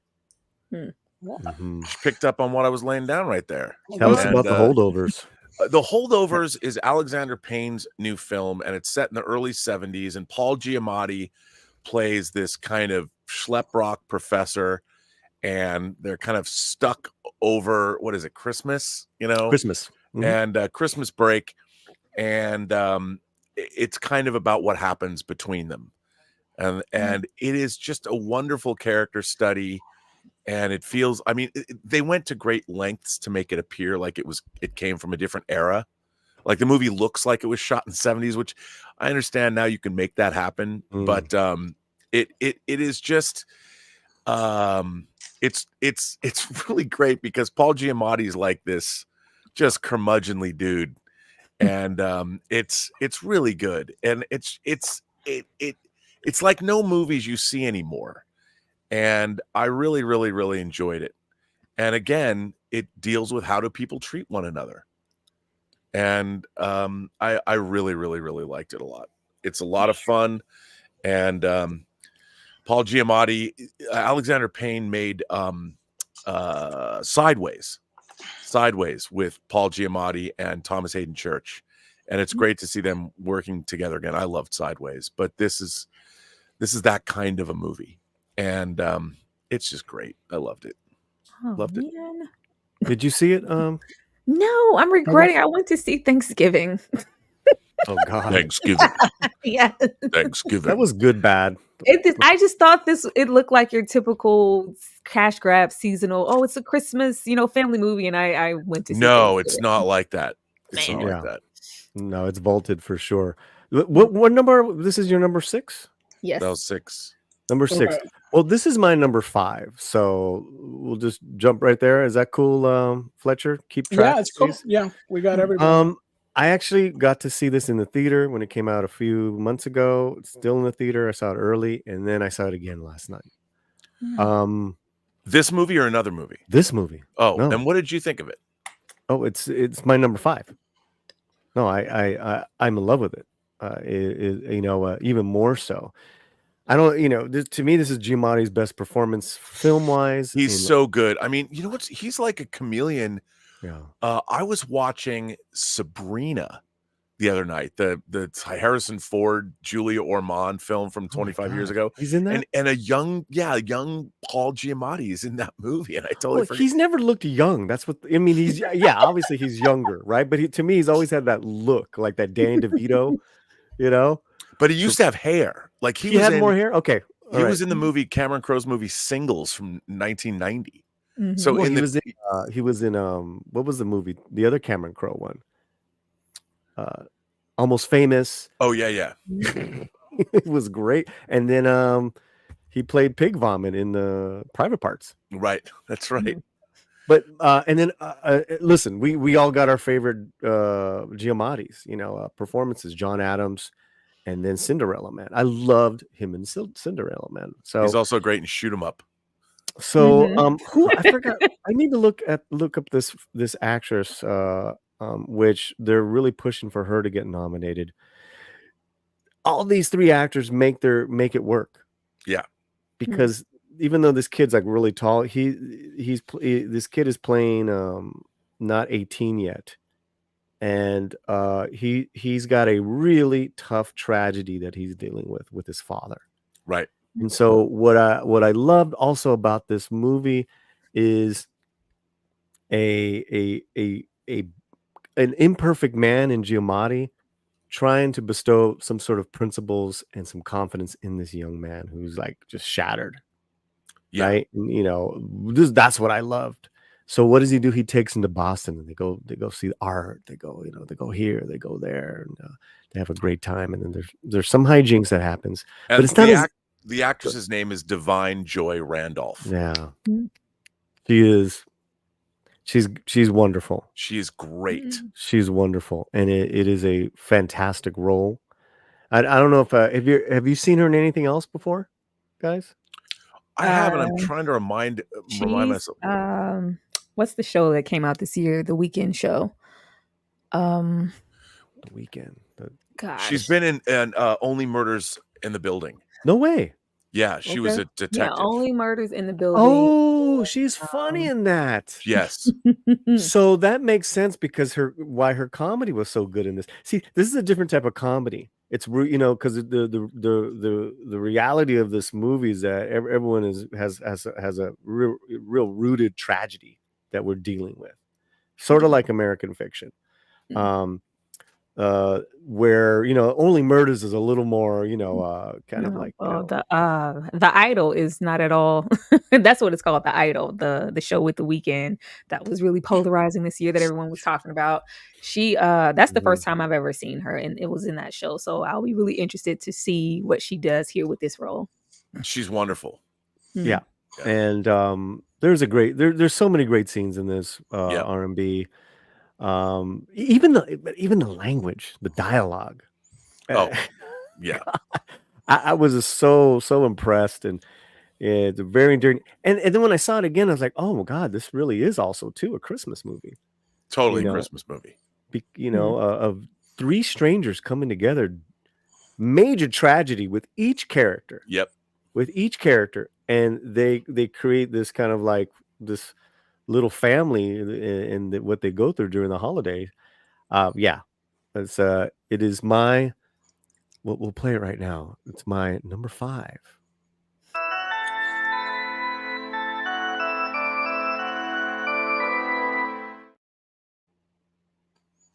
There you go. It's my number 5. Okay, Paul Giamatti in it. I can give it my time. I think he's like a top vote getter, right? To get nominated and stuff. Yeah, definitely one of them. Been meaning to watch this. Nah, Paul Giamatti's best role is Big Fat Liar. There you go. Great choice there. Great choice. Yeah, that's my number 5. Seen it twice. Good stuff there, Robert. It's a good one. Yeah. All right, where are we now? We're number 5. So you're giving your number 5. We got to give Rosa's number 5. Oh, let's get Rosa's number 5. Okay, let me see. What's her number 5? Okay. Let's go right now to it. Rosa's number 5 is a movie called Radical. Let me take this. Dude. Did you see it? No. Oh, No. dude, Radical, Oh, dude. Radical, dude. Totally Oh, Radical, awesome. so man. radical, bro. I'm so No. stoked So- to see it, It's like man. Radical, Totally. man. Dude, It's probably about holy. something totally different. It's radical. You know, I'm like, I'm trying to work all the elements here of the show. Maybe it's No. about feminism. You know, I hope it's, just, dude, I hope it's just giving Bill's and Ted's Excellent Adventure on the cover. Totally. well, Radical is Rosa's number 5. It is in my honorable mention. Mhm. This is a independent produced film co-production from here in the States, and was it Pantaleon out of Mexico. Mexico. Oh, I'm reading about it now. It sounds great. It stars one of Mexico's Latin America's most popular actors. His name is Eugenio Derbez. Think of Jim Carrey, but on a global, level. Like he's that beloved, very talented man. Mm. With Eugenio Derbez. Now this is based on a Wired magazine article from 2013 called Correct. A Radical Way of Unleashing a Generation of Geniuses. Yeah, it's a true story, and basically, he's a teacher in the border of Mexico. He's like, we have to find a new way to teach kids. And Yeah. He basically is inspired by these European teachers who present this non-evasive way to get kids to learn, to get kids interested in subject matter, and it's absolutely amazing. This sounds great. Because at one point in the natural progression of these kids learning, they discover critical thinking, Oh. which makes sense, right? Yeah. And they even bring up the idea of abortion. The kids do, and these kids, they're not kids, but they're like early teens, whatever. And you think it's going to go one direction, which would be a very kind of like lefty Hollywood direction in regards to that subject matter. Yes. Right. But it doesn't. It's about the critical thought that these kids have different opinions about that subject matter. And that's just one moment. Now, Robert said something about it being a true story. The Wired story had on the cover the teacher, and one of his proteges was I forgot her name. We can get her name, but they called her the next Steve Jobs, and it shows her story in the movie as well. The 3 kids that they show really make it special, this movie. And this one child that becomes on the cover of Wired, she's an actual bona fide genius. She learned how her and her father live in this junkyard, literally live in a junkyard, and she just learned how to gather all these parts and make a telescope. And there's a scene where she's literally on top of a heap at night, looking up above just to escape, and she's looking at the stars through her telescope. Great movie. It is in my honorable mention. It is in my honorable mention.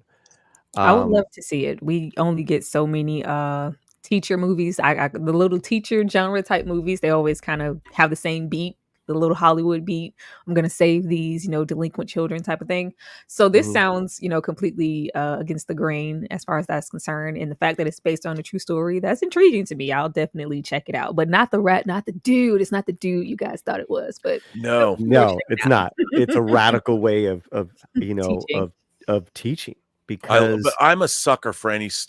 I love movies about teachers teaching students. I'll watch that genre, whether it's Dangerous Minds or Stand and Deliver, or I'll watch it. Yeah. And it was made for peanuts. Eugenio and crew had to like really scrape this money together to get it made. Rosa Plata says, Radical is my favorite film from Sundance, and I still think about it. It's funny, heartbreaking, and optimistic. Derbez is brilliant. Such a gem. Mexico missed out on not submitting this film. That's bad, Mexico being Mexico. Bunch of bozos as a representative to the Academy, right? Yeah. Jupe and you got rid of one thing I wanted to. Yeah, there's a couple people in your chat, in the struggles chat, that are interested. Yes, I highly recommend it. It is in Spanish, good subtitles, great feel good. The little bit of tragedy, the three kids make it even more so. It's a very special film. All right. Thank you. Okay, where are we? All right. We I think we have your number 5. I did my have number 5. Rosa's number 5. So now we need Robert and Struggles. No. Oh, yes. Okay. Robert. Well, my number 5 we've already talked about is Anatomy of a Fall. Oh, that's your 5? That's my 5. And again, because first of all, I'm a sucker. True crime. This is not true crime, but because I love The Staircase, both the movie and the documentary. Yeah. This I was really interested in this story, but it's brilliantly done, and I think that the way it juggled everything, like you were bringing it up, how they would come in and out, like the recordings of the arguments they had, and it's just a brilliantly conceived and executed movie, and it isn't just a whodunit. It really is an examination of a relationship and from interesting ways, and it just had a lot going on. It had a lot to say, and I thought the filmmaking was great, and I just loved it. I love this movie, and I just love these kinds of stories, and it's any way you can delve into it. Kind of the reason I liked Fair Play as well. You watch this relationship. These characters in Fair Play started out really loving one another, and then it just went to hell in a handbasket so quickly. And I'm there for that kind of thing. What that says about me, I don't know. but it's also a tense thriller at the same time, and it really is, right? It really is.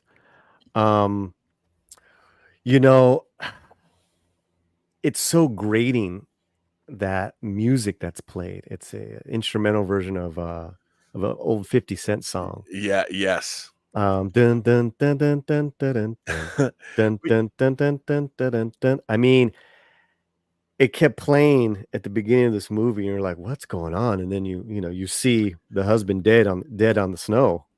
We're like, "Oh boy, here we go." Well, and what's interesting too is both Fair Play, that was on my list, and now I'm just thinking about this now. The idea of sexual power dynamics between men and women, and as women, men are having to deal with changes in the way that masculinity. How are we going? Can we accept a world where we're equal with women in the workplace, and what is that going to do to who and how we perceive ourselves? And I think that there is these are interesting questions, and like I said, Fair Play, Alden Ehrenreich turns into such a little bitch in that movie because he can't handle the fact that the woman he loves got a promotion over him, and then he discovers that he's not as good at his job as he thinks he is, and that he's not well perceived at work. And I like watching that, because basically some people get mad. Dudes get mad at stories like that. I'm like, no. The point is not to get mad. The point is to do better, and that's, I kind of like that. And there's an element of that in this movie too. So let me say to the audience, the film is mainly in English and French. Yeah. And in the courtroom, the French court, they don't want her to speak English. They want her to speak French. That's not her first language. The character, fascinating. It's just, of course, and because she's such a strong character. She's like an award-winning famous novelist, and her husband is not so much a wannabe writer. But so you saw their, like Robert was saying, their dynamic, their relationship, and then they have this beautiful son, who was equally great, Milo Machado Grenier, I believe, this kid actor. Wow, what an ending. And again, the director, she didn't want at some point. Sandra asked her, like I think right before they're about to film, "Is this woman guilty?" Right? Because she had read the script. Yeah. Like she's like, play it as if she played as if she's innocent. You know. Yeah. But yeah, again, it's that mixture of like, it's half an ID thriller doc, and then half of a this tense courtroom drama, just like Staircase. I even hated the man even more. Oh, you hate He's that guy. despicable. Yeah. And he was played by Colin Firth, right? Yeah. God, it was great choice there. Yeah, highly recommended, guys. Okay, where are we, Fletcher? All right, so now we need struggle. Struggle Number 5. Yeah. My number 5 is May December. May December with So Natalie good. Portman and Julianne Moore. That's my number 5. It's available on Netflix. I was interested because I remember very vividly the Mary Kay Letourneau situation. And I was like, oh, why would they even bring this back into the forefront and kind of wrap the movie around this type of, scenario in just a modern day situation. It was so good. It was so good. And I showed up mostly for Natalie Portman because I love anything she's in. And I stayed for Charles Milton. He was really great. He was really great. I see him as like this jockey, heartthrob, like CW type of actor. I had absolutely no expectations for him other than eye candy, but he was really great here and has so many layers of this. For anybody who hasn't seen it or knows anything about the Mary Kay Letourneau situation, it is about a much older woman taking advantage of a teenage boy who is working with her. It's not they changed the jobs and everything here. I think they're working in a pet shop or something like that. Yeah. And she hires him and takes advantage of this 13-year-old boy. But unlike, other scenarios where we would be cut and dry there and she may get arrested and go like, no, we're in the Mary Kay Letourneau world where you're able to get out and live your best life and raise your children with this same poor child that you took advantage of. And we see the inner workings of their relationship now, which was so different to get that kind of perspective and see this grown man in this like arrested state of development and just her be the ultimate predator and the manipulator and the fact that she's a hunter. Like it was so layered. And then you have a movie about to be created about their dynamic, and Natalie Portman is supposed to portray that character. So she's supposed to be there to study her, to enhance, the role. But you find out, like I thought for all of 2 seconds, like, oh, Natalie is going to come here and be the savior. I was like, oh my gosh, she's a terrible person. Yes. She's just as much as she's a terrible person and a manipulator and kind of predatory in her ways of the way that she wants to get information to be the best at, like, how far are you willing to go to perform well with this role. It was so good. I was very, very surprised. And I just thought that this was going to be some little cut and dry May December situation. But Charles Milton and the way he talked with this role and the way that he interacted with their children, it's just really, really good and really compelling to see them take something like that particular subject matter. And we not only see how it affects them then, but now, as well as all of the other family members around her, and how being a white privileged woman, how far it will take you because everybody's just kind of coasting and have adopted to her lifestyle and her behavior, and she's not a pariah. That was crazy to me to see that dynamic of her being a predator and being as she's such a broken person. She's a broken person, and you see how that has affected her partner, who she has had under her thumb since forever, in the way that she justifies their relationship. It's way more layers than I thought it would be. And if you are interested in that, I would definitely check it out. But if you're here thinking that this is going to be the Natalie Portman show, it was. But personally, I really think that Charles Milton should be nominated for something because he was really great here. And Todd Haynes, who directed this, is a terrific movie. And Todd Haynes, who directed this, goes all the way back to movies like with Julianne Moore. She's like his muse too, and they've worked together a lot. And all the way back into back I can't even speak, to 1995, they made a movie together called Safe. Yeah. And she plays a woman who's like allergic to the modern age, like she can't go outside, and it's like a psychological horror film. But this film it's really, really good. The performances are great all around. I totally agree with you. This movie's I should have put this on my list, but it's great. Didn't see it, but maybe we'll see it now after hearing it from you guys. Yeah, please watch it, Polly. It's a great it's a character study as well, and you just get to see these horrible people. These are I don't know how, because you didn't like Leave the World Behind, but them being terrible is really, really justified here. And who you think these people are, everybody's just masking who they truly are to take advantage of whatever their agenda may be. For Julianne Moore, it's for her to maintain this status or whatever in this town and keep her children, as well as might as well be her other son, her husband, under her thumb. And Natalie Portman, she just has a strong agenda as soon as she arrives to do the best she feels like she needs to do this character study to enhance this role, but she goes way further than she would ever need to. Yeah, way further. Okay, we're getting to our top fours, correct? Yeah. Correct. All right. So, panelists, do me a favor. In the private chat, you guys hit me up with your honorable mentions and your disappointments as well. Okay, so hope everyone is having a great time on all our channels. Struggles, Robert Meyer Burnett here on the Latino Slant. This is a great time we're having here on the channel. Thank you all so much. Now let's go. Where are we now? Number 4? Number 4. 4. Right.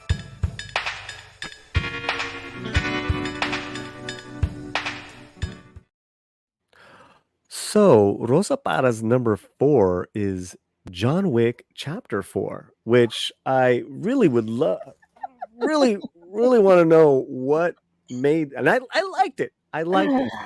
It was just a lot. To me, Equalizer 3 is a far superior action film. But I'm just wondering why Rosa put this up so high. As number 4, John Wick Chapter 4. Any of you guys want to chime on this film real quick? It's a video game. Okay. All right. I was not interested. I love the first 2. The third one is, cool also. First 2 really great. First one, exceptional. This here, I was like, okay, we're starting to lose our way, and I'm hoping that we don't get a 5. I kind of have to agree with my esteemed colleague. I was but the last half of part 3 was beginning to lose me.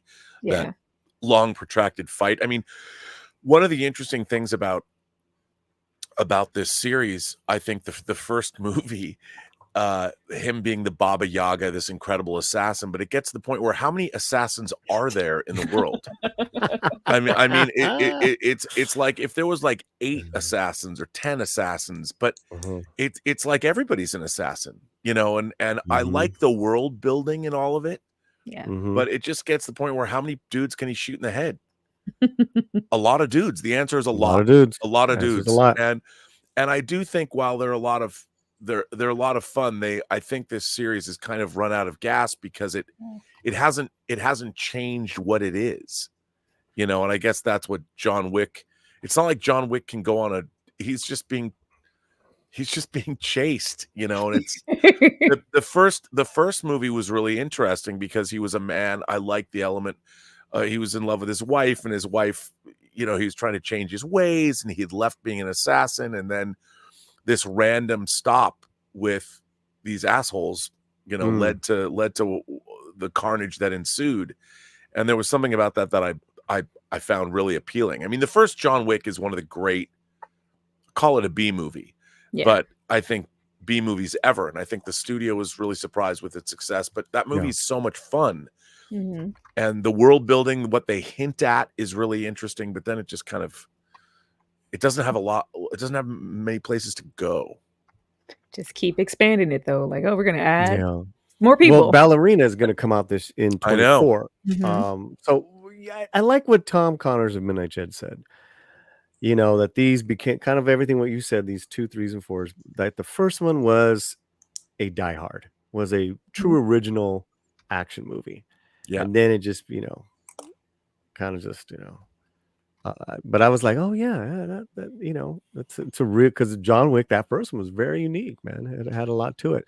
People are saying, nah, people still love John Wick. Okay. Yep. I think everyone loves John Wick, but Everyone loves Keanu. Absolutely. Yeah. So it's funny because I had the what I would say the Robert Meyer Burnett take. I was getting all philosophical with it because I was like, you know, I think, you know, John Wick was dead in the last one, and this was his coming back from purgatory. And That's each Mm. scene, because you Wow. change the colors and the music and all that stuff, to me was each ring of hell that he had to get out to save his friend so he can now do a good deed, so he can now attain mercy and stuff. So Oh, I was wow. like, I to me, like it was- that. Yeah. Nice. I want to Nice. see that movie. Hot take. Hot Hot take. take. Get it. Thank you, Fletcher. Get it. Want to remind you to Right. Struggle and Robert Meyer Burnett, honorable mentions. Type them in, please. Private chat. And your biggest disappointments. Okay, what's next, Fletcher? All right. Now we Is it for me? have yours, number 4. Mine. Your number Okay, 4. number 4. All right, American Fiction. Hmm.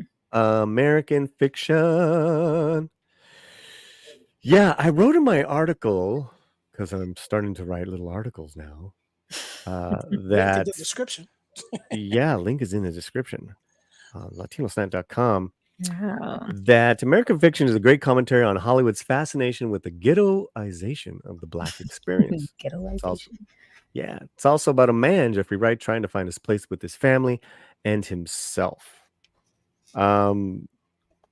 Great movie. I you know what I loved about this film is to see these Black images, these Black people not be Hollywood Black, and yet talk about it in the subject matter. It made me think of all the horrible Latino representation we've been getting from Hollywood, that when it's done authentically, you can tell the difference. Here, it's a commentary on that, because he's a novelist, and then they're like, well, but you're not a Black novelist. He's like, well, Yeah, I'm Black. I am Black. I'm Black. I mean, so that scenario where he gives a big FU to the system, and he writes this ghetto book called Pathology, and it's misspelled. But then Ghetto poly pathology. You gotta put path. sorry about that. Sorry. This is my review. Thank you, Struggles. Cabrona. That the just how just zany that is, that premise. It's all rooted in his family life that is going through a lot of real stuff. Yeah. Including the mom, who was played by Leslie Uggams, I believe. And I think she either has dementia. I'm trying to remember what it was.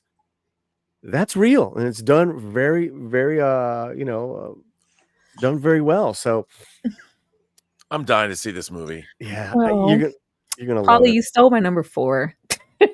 That's your number 4. This is my number 4 too. Jump to it. Go ahead. Talk. We like said all the good stuff already. This is a great movie. But see, Anything. wait, hold on.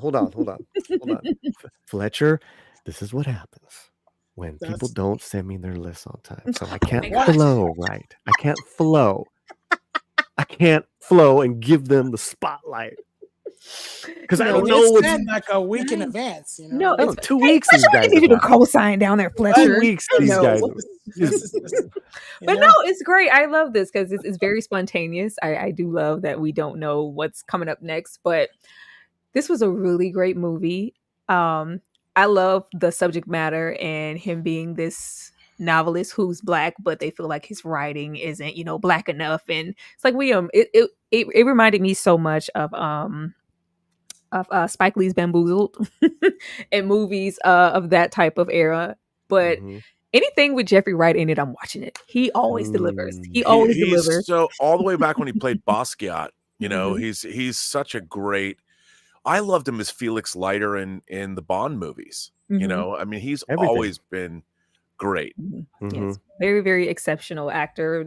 Other actresses we love, like Tracy Ellis Ross and Erica Alexander, Loved her. is here. Okay, Erica Alexander is always really, really awesome. But just, I love the fact that this movie is trying to have all this social commentary and turn this narrative of, is this or that black enough, and this writing on its head. And the subject matter of the movie, I feel like it was kind of like a parody, because this movie wasn't on anybody's radar. if I'm not mistaken, I have not heard anyone like really discuss, this movie to the heights of what it should be. And you would think that something like this would be like, oh, best movie of the, just be in those conversations. And the fact that it's not says a whole lot about the agenda. It's really getting in. It's not so much, the Hollywood agenda, because he is a writer, but we're still getting into certain agendas about, what's black enough, what's not, and what's considered good enough to be pushed and what's not. And this movie definitely should have been pushed, but it wasn't. But it's really see, good. I haven't seen it. I'm just dying because the subject matter, it's such a weird, I mean, obviously I can't speak to it enough, but not at all. But, growing up, it's so weird to see all the racial conversation sort of be the way it is now, because, growing up and loving black artists and watching, it seems like we've taken a step back in a way. And I don't, it's weird. So I don't know if that's what this movie is addressing, but the whole subject matter of it just appealed to me, because I thought that we were doing good. I thought the evolution of our culture was doing well. And now suddenly we've kind of hit this wall, and it's coming back where, people show that clip of Morgan Freeman talking about race. Stop talking about it then. Why are we talking about racism? Black History Month.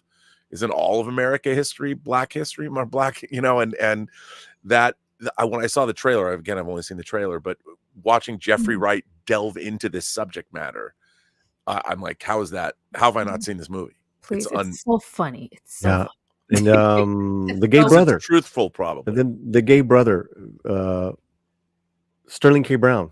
Yeah. Oh, I love him. Sterling K. Brown is great. What a cast!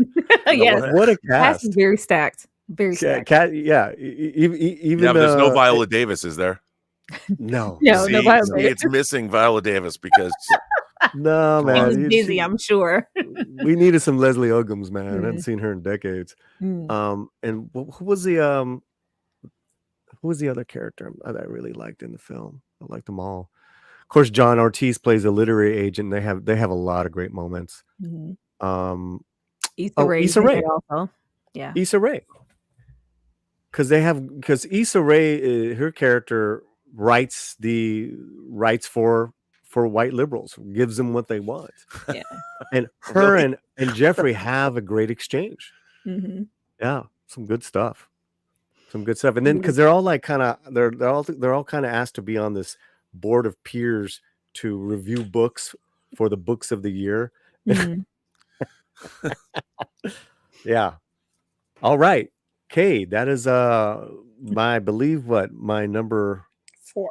I don't know where we're at because I know we jumped around. 4. Number 4. I have to give you number 4. So okay, Mr. Burnett, yeah. Okay, go for it, Robert. Well, this has been a year where we've got a Ridley Scott movie, we got a Martin Scorsese movie, and I would say that both of those movies were not what I'd hoped that they were going to be.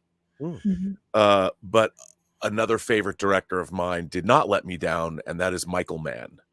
And Michael Mann jumped ahead and brought us Ferrari, about Enzo Ferrari, and it's a movie about a few months in his life, and it deals with his personal life and his business life. He's failing on a number of fronts. Penelope Cruz plays his wife, and she's ferocious in the role. And I was like, can Adam Driver play Enzo Ferrari? I thought he was great. Wow. I look, sue me. I liked House of Gucci.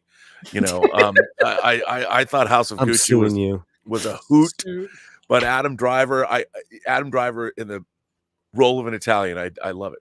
Maybe he's Italian, I don't know. But it's basically about Enzo Ferrari and his obsessions. On one hand, he's going to lose his company, he has to win a race. You know, there's a big race across Italy. I forget what it's called. It's the mile something, the Mille something. Mm. And then at home, he's dealing with the fact that he's a womanizer, and he's got the dragon lady wife and Penelope Cruz, but Shailene Woodley in a surprising turn. The fact that she was cast as his mistress. I really like this movie. I'm just a fan of Michael Mann's work. You know, I love The Insider. I love Last of the Mohicans. Thief is one of my favorite movies of all time. He's not Heat. always great. Like, I wanted Ali to be better than it was. It's good. And I wanted to, what's the gangster movie he made with Johnny Depp? I wanted that to be good, better than it was, but still. Public Enemy? Public Enemies, yeah. Yeah. I'll watch anything that he makes because he's a powerhouse filmmaker. And again, he's one of our filmmakers like Ridley Scott, like Martin Scorsese. They're like 80. They're in their 80s, and they're still out there swinging. So I thought this movie was beautifully made. It's great. I loved it. I there's a few films that I just, this one and Society of Snow, I'm just not able to see it. I haven't seen that either. And I know those would make my list. I just didn't see them. So because this is my type of film as far as Michael Mann, Cars, and Penelope. I mean, you kidding me? You know, but I couldn't put it on the list if I didn't see it. So yeah, I mean, the filming looks great. I mean, how was it? Did it live up to it? Oh, dude, it's great. It's beautifully made. I mean, it's so good. It's so, and again, the car stuff is really exciting to watch. It's just, it's a terrific film. Struggles? I did not see this one. I did not see this one, but anything with Penelope Cruz, and I just like to look at her, so I'll watch it. Yeah. See. Okay, so we're at your number 4 now, right? Yes. No, my number 4 was your number 4. Okay, American gotcha. Fiction. Gotcha. So we got the 4s down, right? Yeah, we got the stereotype out the way. Stereotype out the way. Yeah. Okay, great. Well, on both channels, we're live on Struggle Reviews on the Latino Slant. Please, my guys, go to Struggle, her site, subscribe. And if you'd be so kind, come to us and subscribe as well as Robert Meyer Burnett, the Burnett Work. You have a fantastic channel, sir. I'm a member of your channel. Thank you. And I have been for a long time, my friend. I've got to do that. Yeah. Speaking of, LDG hashtag free the net gifted 10 Latino Slant memberships. 10. That's very nice. Wow. You know what that gets you guys? That gets you a dancing doggy. Muchísimas gracias.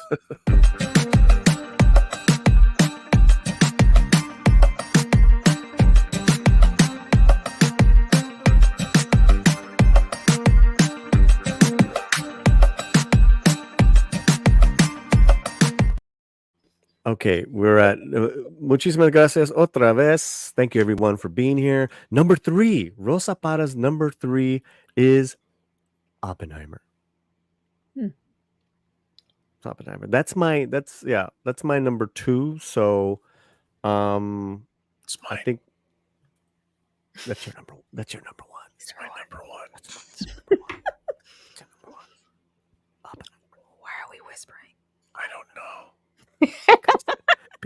Because it's Oppenheimer. The sound has to be all jacked up. Because it's art. What if we did the entire rest of the show like an ASMR video? That's what it's going to be.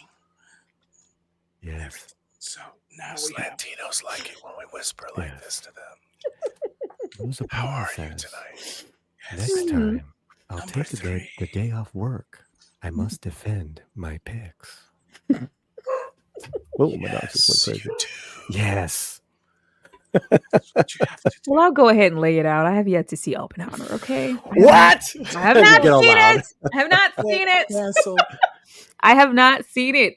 I am not the one who runs to watch stuff. I wait and watch movies when I get ready to. So I have not watched. It's on my list, but I haven't watched it. It's just, it might be Christopher Nolan's best movie, I think. Really? There's very, very possible because the way it's a 3-hour movie, but when you watch the first 2 hours, the way he constructs it, the editing, it flies by. And what I love about this movie is presupposes the audience watching it's really smart. Mm. Like he never Yeah. talks down. You never, and I mean you have to keep up. But it was you know, I So just it's I not love. overly explaining anything, assuming that the audience doesn't know. We're just going. That's Yeah, nice. you're going, and it's so well done. I mean, Mm. it's and I can't believe it made almost $1 billion at the box office. It gives me Mm. hope for Yeah. humanity. I mean, I know the Barbenheimer thing, but still, It still kept making money. Really fast, guys. We're talking about Rosa Parra's number.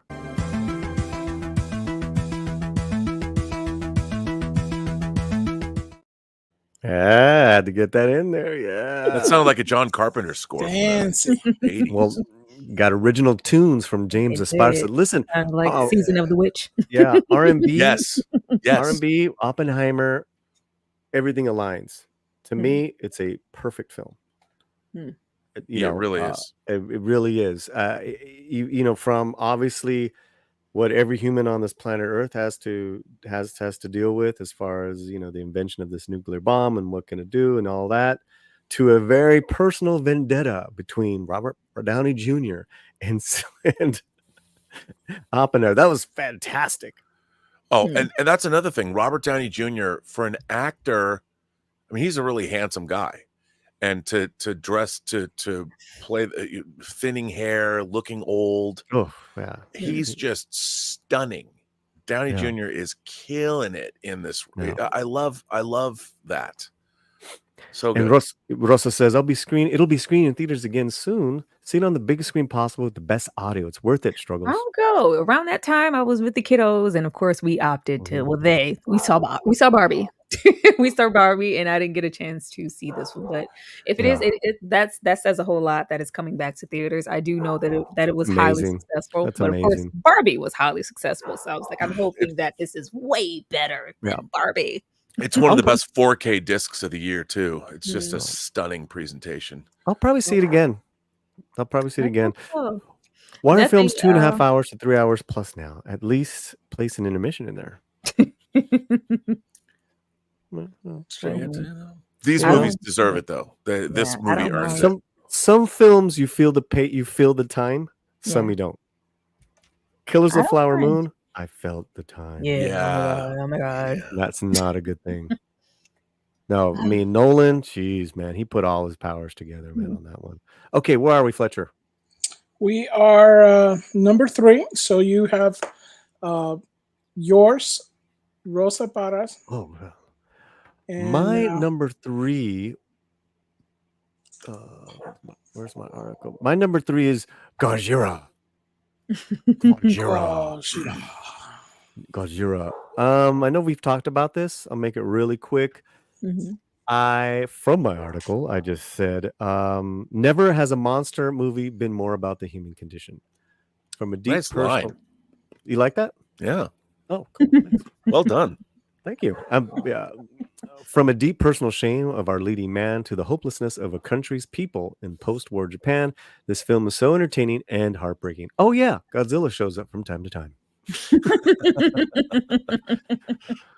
Yeah. It's pretty good, Molly.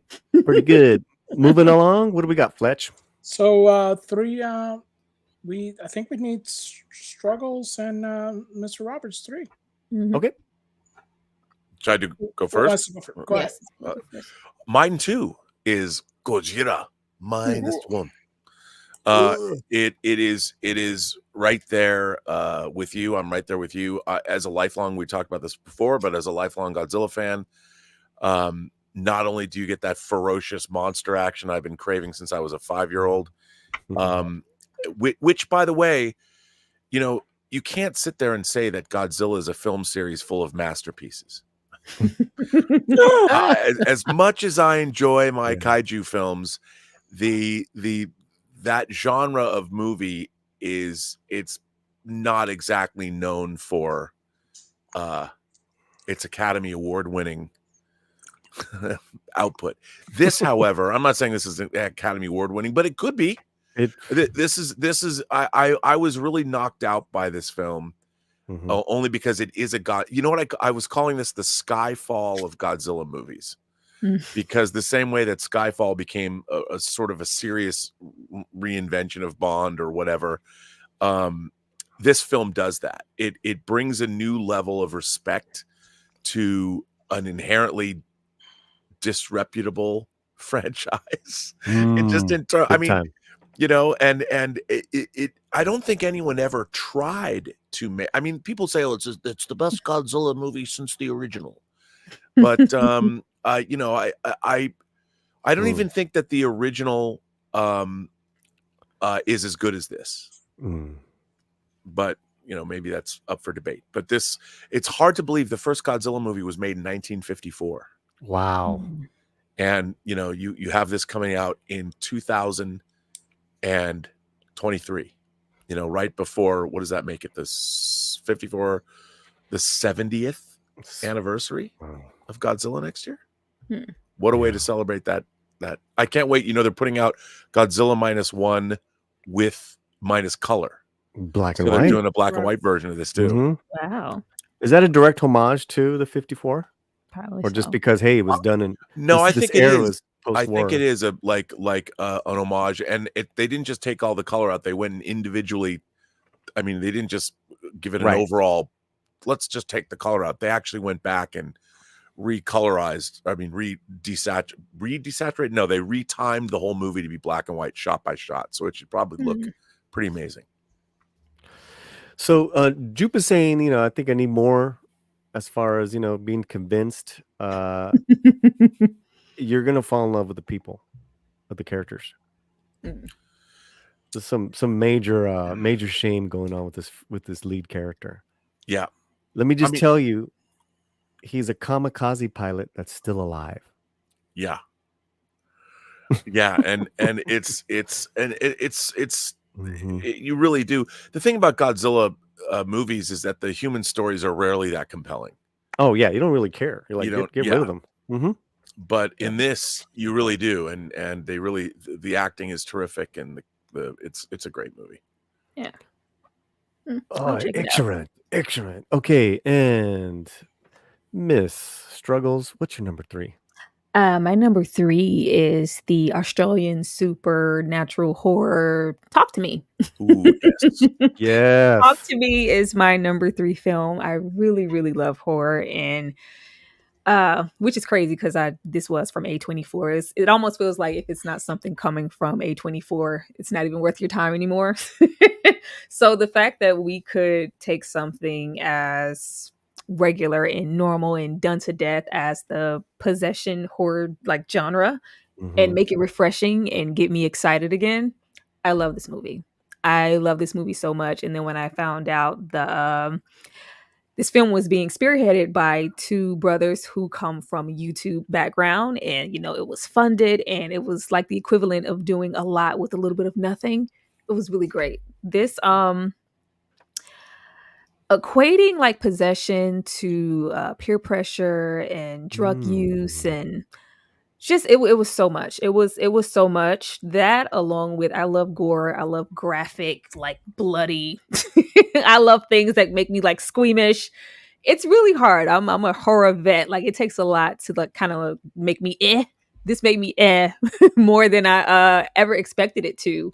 And just the writing, the lead here was so different. I love that I didn't know one person here on the cast, and this all felt refreshing, and all these newcomers. And I loved how just the sense of, the dread of losing someone and dealing with the loss, and how that can impact others around you. And our lead, Mia, becoming clingy and just really getting into peer pressure as to why this, even in this type of possession scenario, this seems very much so plausible and in the now, where they are getting into the social media, recording themselves, and kind of look what I can do. And it's trendy until it's not. It's fun until it's not. And getting into human behavior when things go down and start to happen, people start to flee and want to separate themselves.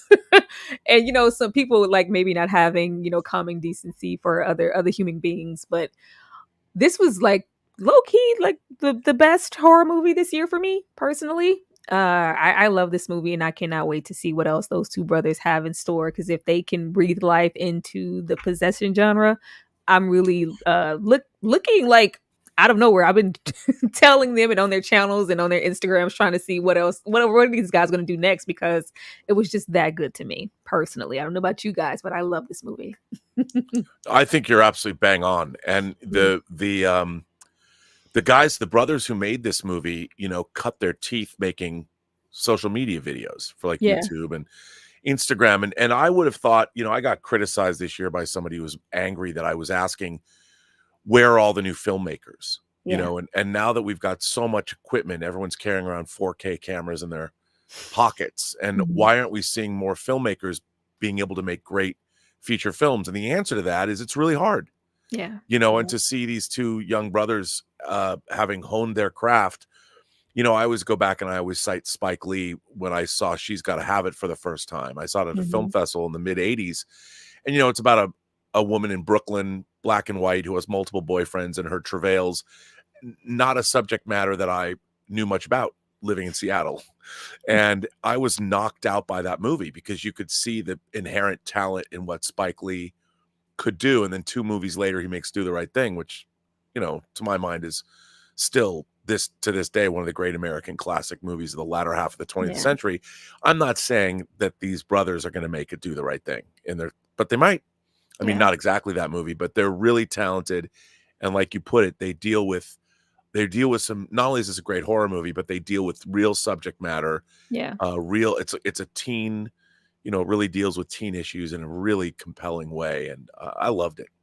Yeah, and it's subtle. It's subtle. There isn't a whole lot. It says a whole lot that they're doing this much with a hand and black contacts. But a lot of their filming work, the way that they are doing the camera and shifting with the bodies, and you're kind of moving along with it. It was different, and the subtle things really, really matter. I love that we got a bleak ending where it's like, oh, you know, everybody's not going to make it. The fact that, you know, we always think the lead character is going to be wrapped up in a nice little bow, and they're eventually going to be saved. There's going to be Nikki. Yeah, I was just like, boom.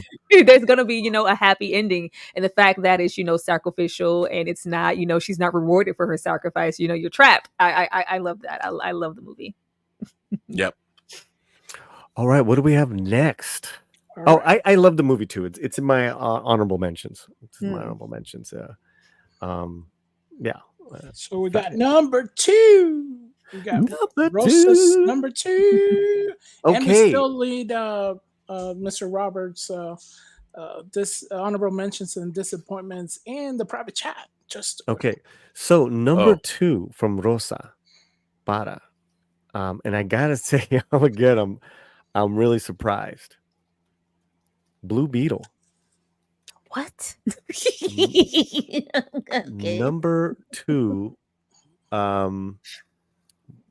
Let's do this number 2.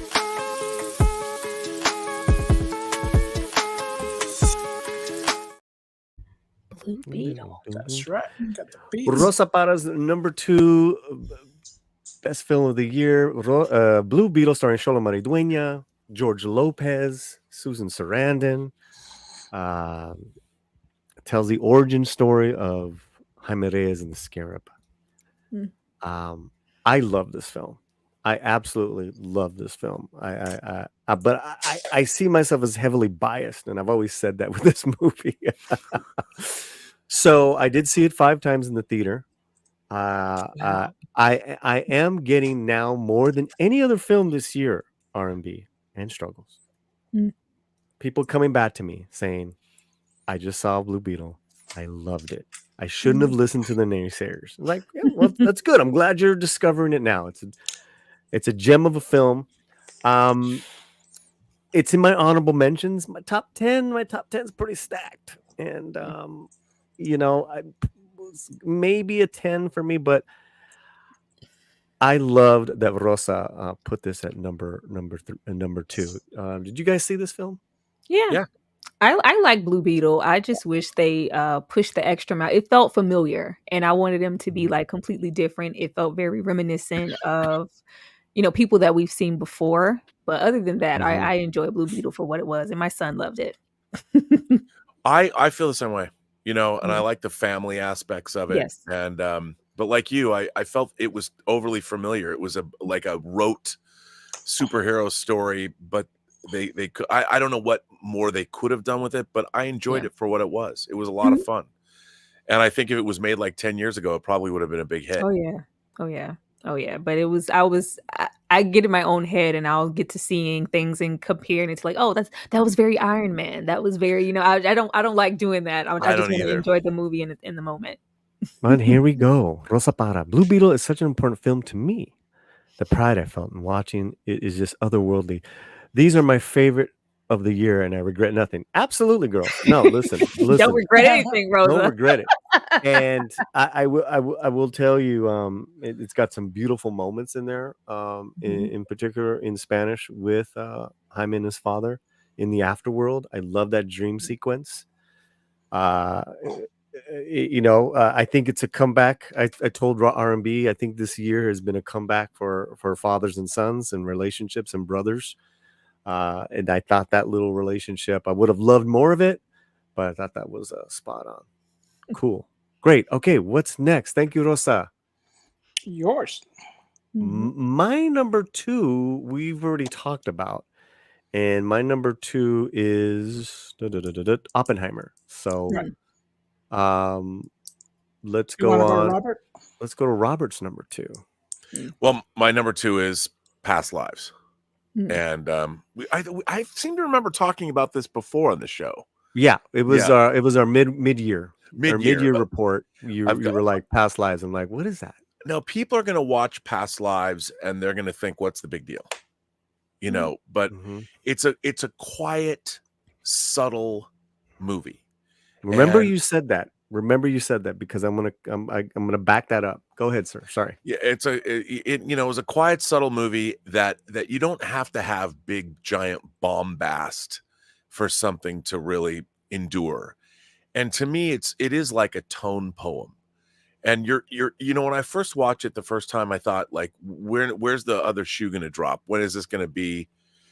This woman's married and you think this guy's going to come from Korea. So, here's the story. The story is there's this guy and this girl in Korea as children, like when they're 12, and they're inseparable. And then the girl leaves with her family, and I guess they go to Canada, and then she moves to New York and marries a fellow writer, a white guy, and they have a great life together. But the guy who stays behind in Korea, he never has forgotten her, and they end up developing later, when they're in their 30s, they catch up on Facebook, and they just start talking. And this guy, I think in his mind, he really believes that they were destined to be together, and he's going to go meet her, and she's happy to see him, but she's also happily married. And you see them enjoying one another's company, and you can't help but wonder, as they can't help but wonder, what would it have been like, if we had been a couple. And I'm programmed by the kinds of movies that we see to think that it's going to go a certain way, and it really doesn't. And the movie doesn't have a gigantic emotional explosion. But it does make you, and first of all, it's gorgeous to look at.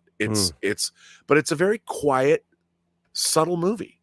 But there was something about it that I made me think, because there's so many people in life, not just ex-girlfriends or people that I've known that I don't talk to anymore, and I wonder whatever happened to them.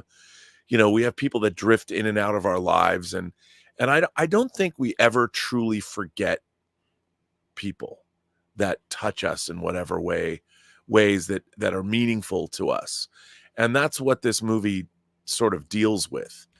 And the fact that can you be friends? Like, I wondered, could they ever keep up a friendship, or would this relationship thing always be a problem? But it seems like they could. And there's just something very human and very, it just left me with a warm feeling, if that makes any sense. I mean, it really did. No. And, I bought the movie, I own the Blu-ray, I've watched it a few more times. And I just, again, it plays with expectations, I think, but it's not the movie you expect it to be. And it really stuck with me. But it's a quiet movie. Most people are going to probably say to me, "Well, it was good, Rob, but I don't get why you loved it so much." And it's just one of those things where I think it's the people that really love it will really love it. Most people will be like, "Oh, that was nice," but I love it. And that's great. That's great. I love. I really want to see it now. I really want to see it. I have not seen Past Lives, but Yeah. when I was looking up movies, because when you say get a list, I was like, well, I don't remember what I watched, Polly. I didn't say it like that. Get a list together, Struggles. I was like, let me, and I saw that, and I was like, I saw that, and I was like, oh, I wonder what this is, and I didn't know either one of you had seen it or would mention it, but it looked very intriguing, and it's something that I am looking forward to watching. What is your number 2? We already discussed my number 2. My number 2 is Poor Things. My number 2 is Poor Things. Like, I love Poor Things. I think this is Emma Stone at her best. This is my favorite role from her so far. If she got it for La La Land, she better get something for this. I love the social commentary with it. It's, first of all, it's crazy. I think I said it was a Frankenstein movie on like psychedelic steroids. Like it's insane, and I like that. Like visually, it's almost like you're like looking in on a conversation or peeping through a peephole or something. Like it's just everything, just the lens that is being shot through, like the cinematography was just really, really brilliant. The commentary that comes along with Emma Stone being, created and man-made and having the I won't give away too much. Okay, she was with child, and then she goes kaput, and to bring her back, they insert the brain from the baby that she was carrying into her head. So you're watching her relearn how to pretty much do everything. She's growing up right before your eyes, and you have Mark Ruffalo, who is infatuated and all these things. It's just so great about her. But when she the further she goes mentally as a woman, it's just like, oh, she's become a terror and she's too much to handle, and she's just, pretty much finding herself in her own, everything. But then you have William Dafoe, like he's incredible, like him, and kind of giving that, it's alive type of energy, and he looks insane in the face. He plays it up. Yes, he really, really plays it up, and this was a role that he could do a whole lot with. I loved him here just as much as I loved him in The Lighthouse.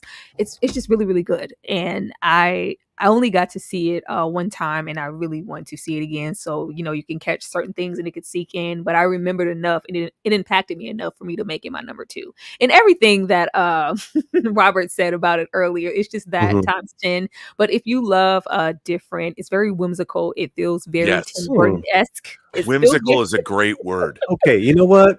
I'm gonna say it now because I didn't get that from the trailer, and I just got it just being so annoying. But you know what? And I've seen Yorgos's other film. Was it the deer one? Yeah, Killing of a Sacred Deer. The Killing of a Sacred Deer. No, you didn't like it? Wasn't for me. But listen, I'm gonna give this. What about the movie with the will always be Jesus? Not Jesus. Oh, yeah.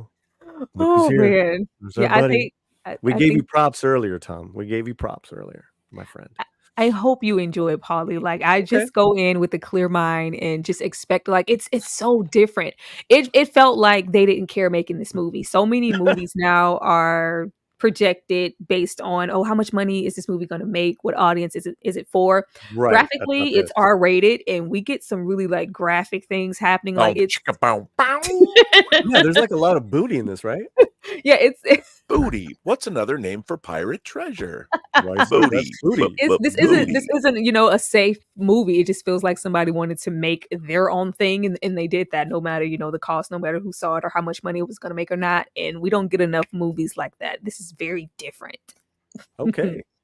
All right. So where are we at now, Mr. Fletcher? We are ready to go with numero uno. Numero uno.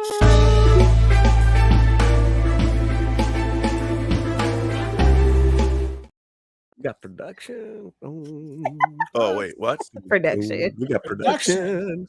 Okay, we're going to go with Rosa Parra's number 1 movie of the year, Galaxy to the Galaxy 3. Okay. So let's look at her whole list. There's her whole list. Struggle's like, bless her heart. Well, let's look at the whole list here, right? I love it. I love it. I don't have a. I didn't see Guardians, but I have. I don't have. I didn't see it. I don't have a problem with any of these. So these films are either my top 10 or my top 20 of the year. Guardians, Robert R&B. I really liked it. You know, I thought that the origin of Rocket was both sad and horrifying. And you really, you know, I thought all three. I like Guardians of the Galaxy 2 more than a lot of people did. I mean, I love the idea of dysfunctional families and people dealing with that dysfunction, whether it was Nebula and Gamora or whether it was Ego and Star-Lord. I mean, I thought, and the Guardians themselves. I think this is an incredibly strong trilogy of films, and if it wasn't part of the MCU, you know, it would exist. It would be equally great. You know, these films can kind of exist outside of the rest of the MCU, and the fact that James Gunn makes these big epic fantasies, but at the same time leaves them grounded in the emotional reality of the characters. I mean, who would have thought you would have felt such sympathy for a cybernetic raccoon? You know, yeah. I mean, I really like this movie a lot, and there's a reason why it was one of the more successful Marvel films of the year. Yeah. Same here. I've seen it, and of course, that emotional pull for Groot is always going to be my guy. I love Groot. Oh yeah, and he was great in this movie too. Yes. But just the direction that they went with Rocket, it was very unexpected and very touching. I was like, why am I so emotional for Rocket? But just to put it into perspective, I hate to use like, oh, it's the the best Marvel MCU, but it's like what we're getting from Marvel, that's not hard to be. But even if it wasn't attached to that, it would still be a really good movie. And I wish that it wasn't, like you said, so we could just take the movies all three for face value. It is a very, very good trilogy, and I thought it was really, really great. I love it. I loved it more than the second one, actually. Fantastic list, Rosa Para. Her links are in our video box description. She writes for different publications, and we love her to death. And thank you again so much, Rosa. Okay, what's your let's break it up. Struggles. She actually made a comment on it. Wait, hold on. What? Rosa, she left a comment. I love Guardians of the Galaxy, and this farewell to the gang was well done. Rocket story broke my heart. Plus, dog days are over. It'll never be the same to me. Oh. There you go. There you go. Again, I regret nothing. Great list, Rosa. Great list. Good list. Okay. Struggles. What is your number one movie? Me? Wait, hold on. Yeah, one more time.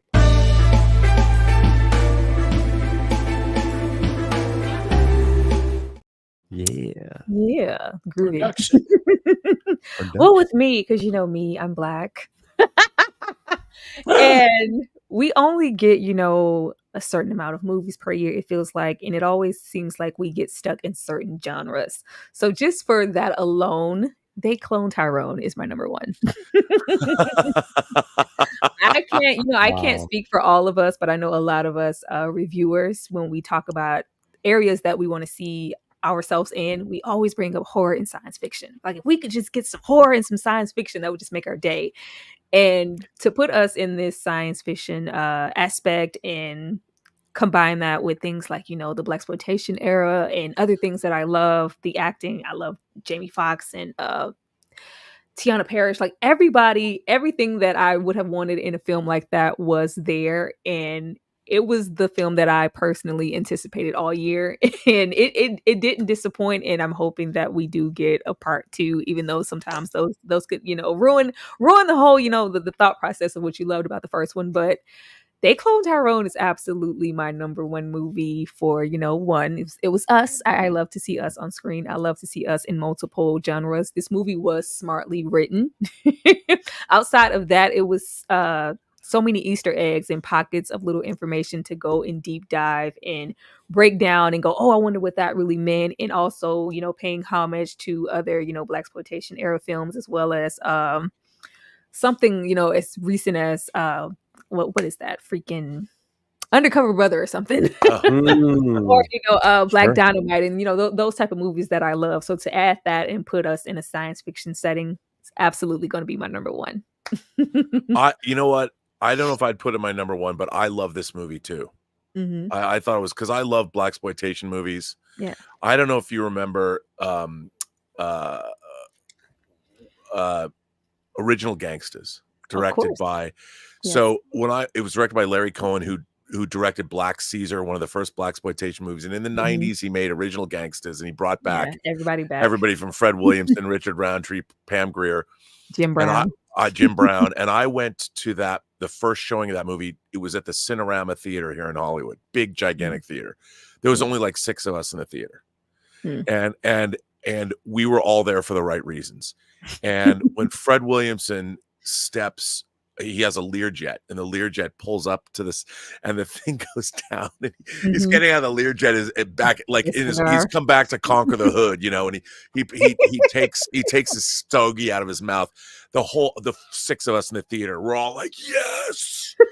and there was that kind of energy in this movie in a way, because it's funny now. I worry by just saying blaxploitation on a live stream if I'm going to offend somebody. Oh, please, no, not me, of all people. Well, but that's the thing. It's a genre of film, Not us. and it exists. I mean, you go back like when Eddie Murphy made Dolomite Is My Name. Yeah, really good. It was so good, and people are like, "Who's Rudy Ray Moore?" There's like it was. I am the human tornado. Like I used to love, that, but you could take the the blaxploitation out of it, and because I got a lot of my favorite Invasion of the Body Snatchers, just movies like that. There were so many different references to pull from that just made me go, oh, I love this movie. Yeah, it was funny, and it didn't get the kind of reviews I thought it would get either. Like it didn't get the great, but it was wildly entertaining. Yes. Well, in regards to your pick, just my opinion. Thank you, B. Thank you, B. Favorite of the year. Yes. My husband, John Boyega. Yeah, we were your husband, Nikki. John Boyega was great. He's such an incredible talent, man. Yes, he is. And he's great in Attack the Block. Yes. That was good. The first time I ever saw him. If you like Zoolander 2, you'll like They Clone Tyrone. Same movie, different universe. Interesting. Wait a minute. Why'd you take? I was waiting. You guy. Sometimes. Wait a minute. Struggles is black. Right? Who would have guessed? What? ¿Qué? What? We don't. No. Eso no. Eso no. No. Okay, great number one. Thank you. Coming up is your honorable mentions and your biggest disappointments. Don't go anywhere, guys. We now have Mr. Robert Meyer Burnett and your number one. Well, I've already talked about it a lot, but it Wait, was hold on. And your number one.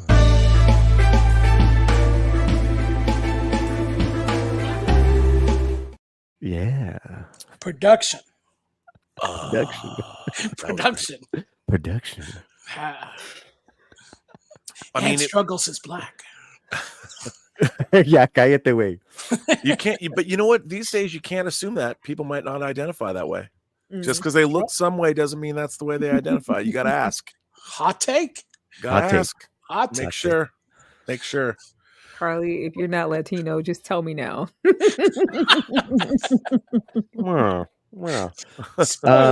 R&B. It was Oppenheimer, and just from first of all, I mean, there's like every white male actor that exists on planet Earth is in this movie. I mean, I watched this movie, I'm like, that guy's back. I mean, it was everybody was in it. I mean, it was the period, so that it's not like it's a racially diverse film, but it was just a knockout. The technological prowess inherent in every frame of making this movie is it was so, the command of the cinematic language, the editing, the acting, the music, everything about it just floored me. Although I will say this, I am a fan of eroticism in film. This does have one of the weirdest erotic moments in a movie, I think maybe ever. It's just kind of bizarre and out of left field. Weirder than like a Videodrome? Weirder than that? No, it wasn't. It was weird. No, not weirder than Videodrome. Okay. Or Crash, or like not weirder than Cronenberg, but it just seemed like it was. I understand what he was going for, but at that particular moment, it just seemed a little bit out of place. I just bumped on it. Hey, don't get me wrong, I appreciated it, but it was just a little odd.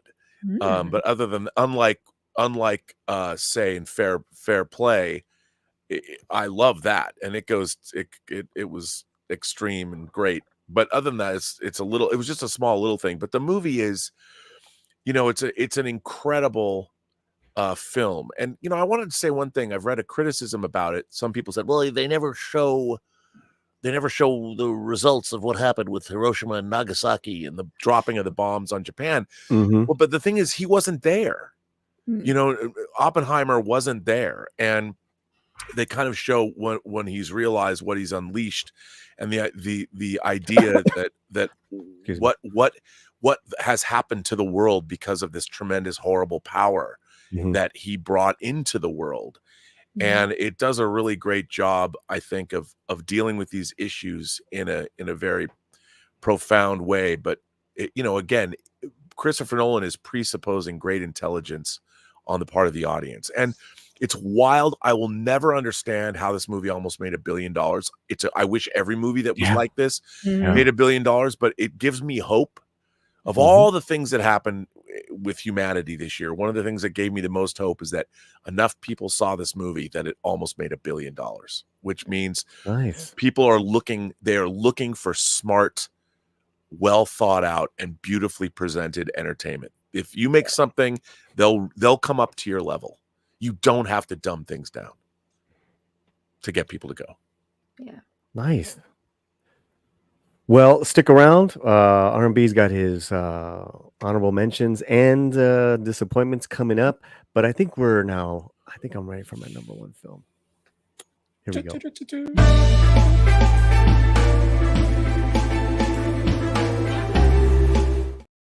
Production. Yeah. Production. Nice. I'm going to clip that now. Hegland's writer-director called The Finest Kind. Stars Tommy Lee Jones, Toby Wallace, Jenna Ortega, Ben Foster, Lolita Davidovich, Tim Daly. Incredible cast. Ishmael Cruz Cordova is in it as well. For the very same reasons that Robert explained Past Lives is why this grabbed me so much. And I've already seen it twice. You can see it on Paramount. It just came out a few weeks ago. Is that comfort in just a story, a wonderfully made, just a storytelling laid out, no tricks, no agendas. If the agenda is hanging out and trying to reconnect with your brother, then I'm all in, because our lead character, Toby Wallace, he's pre-law and he wants to reconnect with his brother, who's a fisherman, played by Ben Foster. And it's such a beautiful thing just to see this whole first hour just roll out very slowly in these brothers and him teaching him how to commercial fish.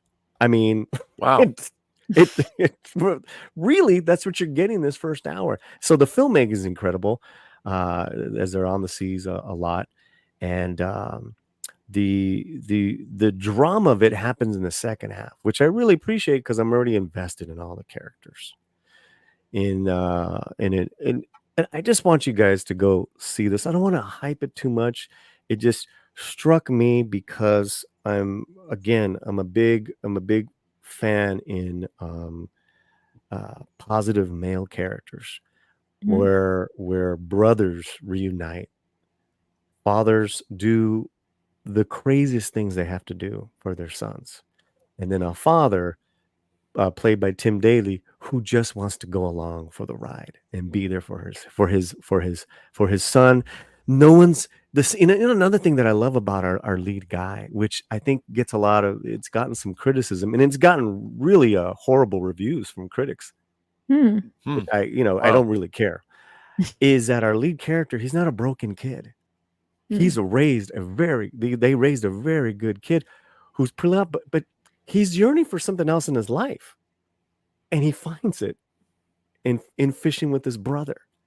Hmm. Where even at the end of the story, they're like, do you want to be captain? He's like, no, we already have my brother's the captain. If I'm captain, I don't get to fish with my brother. I mean, I was Oh. just like, I was losing it. And I see why Jenna took this role, because it's a small role and she It's does really different. well with it. But Yeah. she's working with heavyweights. Alex Heglin wrote and won the Academy Award for LA Confidential. Wrote and directed Payback, 42, among other. Brian Helgeland. Excuse me. Thank you. Sorry, Right. Ryan. Thank you. I knew I couldn't get his first name. I wasn't remembering it. So I see why she picked this role. And it was filmed. It's filmed and set. The story is set in New Bedford, which is the second biggest fishing port in the States. And so there's that whole culture and community there of we're hard working class people, white, Portuguese, black, whatever. It's the makeup is there. They don't talk about it. It's just there. There's other things that are going on. And her character just wants to break free from some of the bonds that she has with her toxic mom. Incredible film. My number one of the year. Nice. Finest kind. I- Wow. I'll go seek this Yeah. out. I want to see it. I have never heard of this film. Yeah, me neither. Yeah, I mean, honestly, because of the way the slant tracks, Jenna Ortega was just, oh, she's in this new one. Okay, Yeah. saw the trailer, read about it, and then it came out, and I was like, oh my god. And I saw it with Romy, and Romy's sensibilities are very much like, don't give me the explosions, the ridiculous stories. Just give me people talking that are authentic. And we both just with this movie. And again, there's an ending scene with Tim Daly and Toby Wallace that's so satisfying as a father and son. It just that was really loved it. Really loved it. And yeah, maybe Oppenheimer and all these the other films are just bigger and better, but I needed this film, and this is my number one. Yay! I'm gonna Right. watch it. Okay, so let's go. Let's have some fun now. We're gonna wrap this up as soon as we can because I know you guys have been here. Let's go to Struggles honorable Oh mention. gosh. What do you got for us? Some nothing. Some absolute nothing. What do you mean? You got Let's run see. them out, run them down for us. All right. Oh my my God. my honorable mentions were Renfield, Cocaine Bear, Chicken Run, Dawn of the Nugget, and Guardians of the Galaxy. I love comedy. I love Nicolas Cage and everything that comes along with him. And I thought Renfield was one of his better projects. I know he recently came out with something else where people are like dreaming of him. I haven't seen that one, but just my love for throwback Transylvania, old school Dracula movies and like slick slapstick-esque comedy. I really enjoy Renfield for that. Cocaine Bear was just fun. Cocaine Bear was just really, really fun. The premise, a bear running around the forest high on cocaine. Don't need anything else, along with some children running around in the forest high on cocaine. I don't need anything else. I'm just here to laugh. Chicken Run, Dawn of the Nugget. Chicken Run is one of my favorite animations like ever. I love it. And the fact that they came out with a part 2 and it wasn't terrible.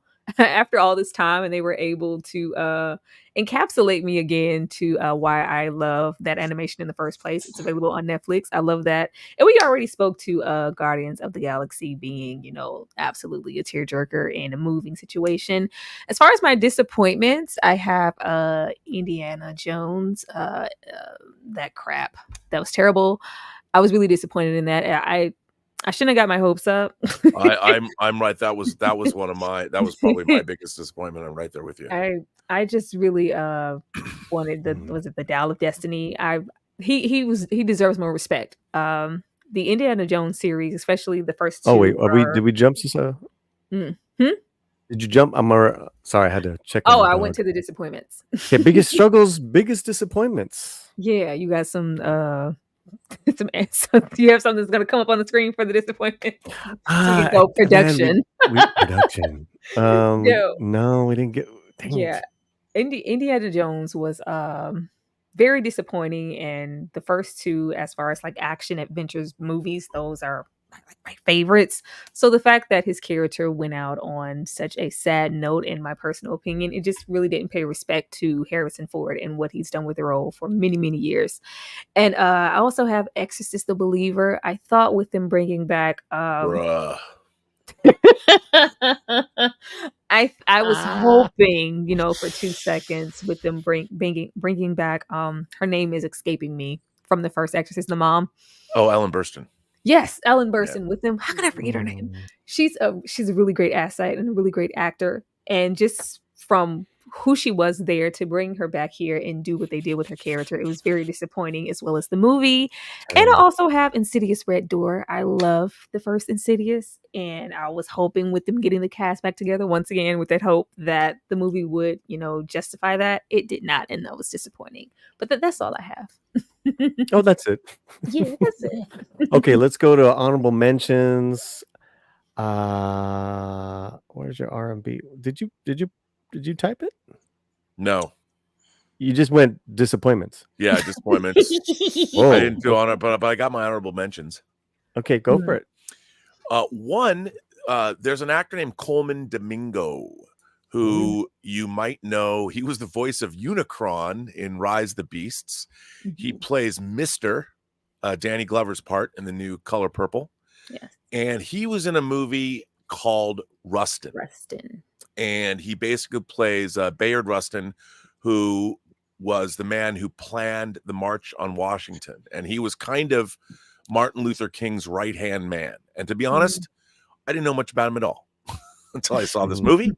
And I thought this movie was terrific. I really love him as an actor. I mean, he's an incredibly, he won an Emmy for being on Euphoria of all things. I mean, if you look at his IMDb, he's an incredibly diverse performer. He can do anything. He's a really great actor, and I thought it was a real star-making turn. I don't know if he's going to get an Academy Award nomination, but you can see this movie on Netflix. I think it's worth. I love historical stories that tell me things I don't know, and I thought this was a really fine film. And along the same lines, my second honorable mention is Maestro. I really like Maestro a lot. I love Leonard Bernstein. I grew up listening to Leonard Bernstein work, and I didn't know much about the man. Bradley Cooper both directed this. I think he wrote it too, and stars as Leonard Bernstein. Definitely directed it. Yeah, and he directed Star is Born. He's a great director. And I thought it was the movie was incredible, and it's maybe not everyone's cup of tea, but both of these movies were, again, they're biopics, and I'm a sucker for biopics and people that were basically contemporaries as well. So really enjoyed both movies and both performances, both Bradley Cooper's and Coleman Domingo's. Wow. I mean, really great. I saw Rustin like 2 nights ago. Do you like it? Not a fan of the movie, loved him. And I love his story. Yeah, I mean, I think that's why I just didn't know it. It was one of those stories that I didn't know anything about it. But I really definitely knew about Rustin before. Yeah, I was expecting a little something way more dynamic. Well, again, it doesn't, it's I would say, yeah, I can understand expecting to me is a more. little too after school special. Okay, but I can see that. I can see that. I But mean, I was yeah, just I listen. It's not that it's bad. Bad. I also felt like a lot of those things I've seen before in films for the last couple of decades. yeah. I mean, but it's a classical tale. Yeah, But he's great. His yeah, he was great. his performance was fantastic. Okay, and you got disappointments. My disappointments again, Killers of the Flower Moon, Napoleon, are probably my biggest disappointments. Only because I expected. Well, Napoleon, we're going to see the 4-hour version on Apple Plus. So I felt like when I saw Kingdom of Heaven from Lee Scott, I hated the theatrical version, but you see the longer version, it's a masterpiece. It's like an hour longer. I kind of felt that way about Napoleon. I thought it was really disjointed, beautiful to look at. Don't know if I really like or buy Joaquin Phoenix in the role, but no, no, I know. No. I'm hoping maybe if I watch the new version of it, I'll like it more. But again, two of my favorite filmmakers, Martin Scorsese and Killers of the Flower Moon. It's not that it was, I don't know, it wasn't a bad movie. No. I just didn't think it was as compelling, nearly as compelling as it should have been. And it was so long, and I just don't think it came off the way that they wanted to. It didn't, because if it's worth it, I'll stay. I stay for all of The Irishman. Oh yeah, me too. And again, I have to say how, I thought Indiana Jones and the Dial of Destiny made the error, the biggest error that I felt that the movie made was there was no joy in it. Yeah. You've reduced the Indiana Jones character to, like, I thought I would have flipped the script, on that. And Indiana Jones, the man knows that God is real. He saw what he didn't see because he wasn't watching, but he knows that the power of God came out of the Ark of the Covenant and killed all the Nazis and raiders. He's seen miraculous things. So I would think that he would have grown up and become more of a Gandalf character, that kind of knowingly, and he would have been the most riveting teacher of all. And the movie's dealing with the ticker tape parade they're giving for the astronauts. Indiana Jones would have been the first guy, even after Kingdom of the Crystal Skull, to be like, I wonder what those astronauts are going to find up there, because I've seen evidence of, and I think that they took the character in, like, they made him a sad sack. No wisdom whatsoever. Yeah, and I was just like, why are you doing this? And it was missing the fun spark.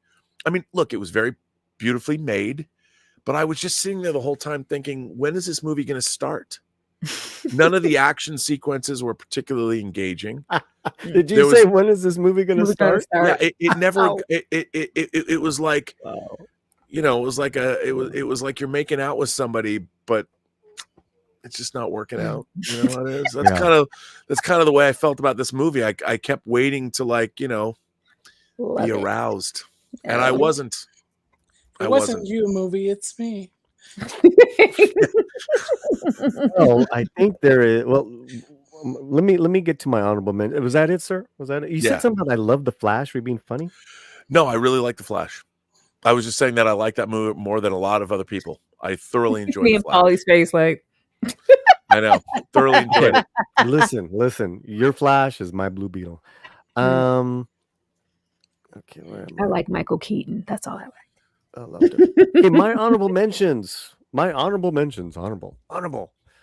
Que Viva Mexico, which is by one of my favorite Mexican directors, Luis Estrada.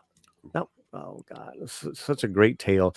Really, what he's a master of is where Mexico is at in the political social world at that time. Since I can remember Luis doing films, early 90s, all the way up to now, he depicts it in his films. So the left aren't spared, the right aren't spared. No one's spared in his films. Que Viva Mexico stars Alfonso Herrera, Ana de la Reguera, and just that the tale is this family that owns. They're so poor, but yet they own a gold mine. But they don't know exactly how much gold they have. The upstart son who comes back to try to first sell everything after the father dies discovers what they have, and hilarity, satirical comedy ensue.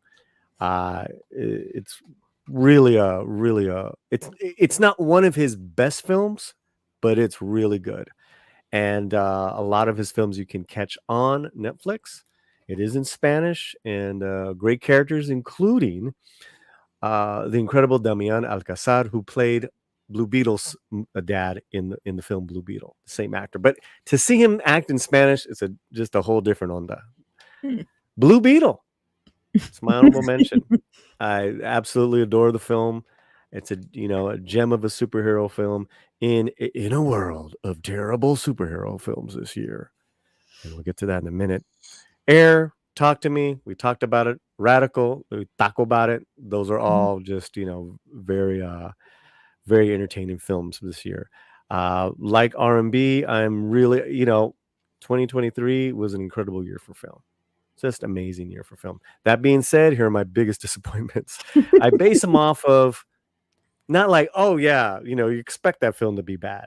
You don't expect these films to be bad from filmmakers to the stories. Through line here, Indiana Jones and the Dial of Destiny. Absolutely there's no excuse for what they put up there. There was nothing joyful about. That's our Indiana Jones. Everyone's here. All you guys in the chat, we all loved Indiana. Yeah. And you guys made him to be just a relic in his own movie. Oh, that's good. Robert Rodriguez came out with this movie called Hypnotic. Terrible. Yeah. And it had all the makings of being cool. Ben Affleck, noir, kind of thriller. Oh, God, it was so bad. Very disappointed in him. Very disappointed in him. Yeah, one of my dogs even says so. Killers of the Flower Moon. There's a great movie in there. Just need to take an hour out. I was very disappointed in Scorsese. Very disappointed. All the Marvel films, complete garbage. Oh. Yeah, all this year. Not Guardians. I don't count Guardians as a Marvel film. So that's it, guys. We did it. Oh, wow. And no one left in the chat. Over 50 people still hanging out with us. Wonderful. Much love to everyone in the chat, all the super chats, all the memberships, all that good stuff. Yes. Let me just we have a, where did it go? Your poll. There it is. 100 votes. 2023 was just all right, 37%. 2 tacos short of a meal, 33%. The worst movie year, 18%. A good movie year, 10%. Just all right, I guess, is a winner. I think it was a really good year for film R&B. I thought so too. Yeah, I really did. And I am looking forward to the Napoleon cut. I actually am. Yeah, me too. Yeah. I'll try. We'll see. I was very disappointed because I love Joaquin. I'll try. Are they going to do a hashtag release Napoleon cut? Some people like The Flash, and some people liked Flash and Blue Beetle. Okay. Yeah, it had a lot of potential. These disappointments are the reason I tune in. I hate to be disappointed by a movie. Well, there you go.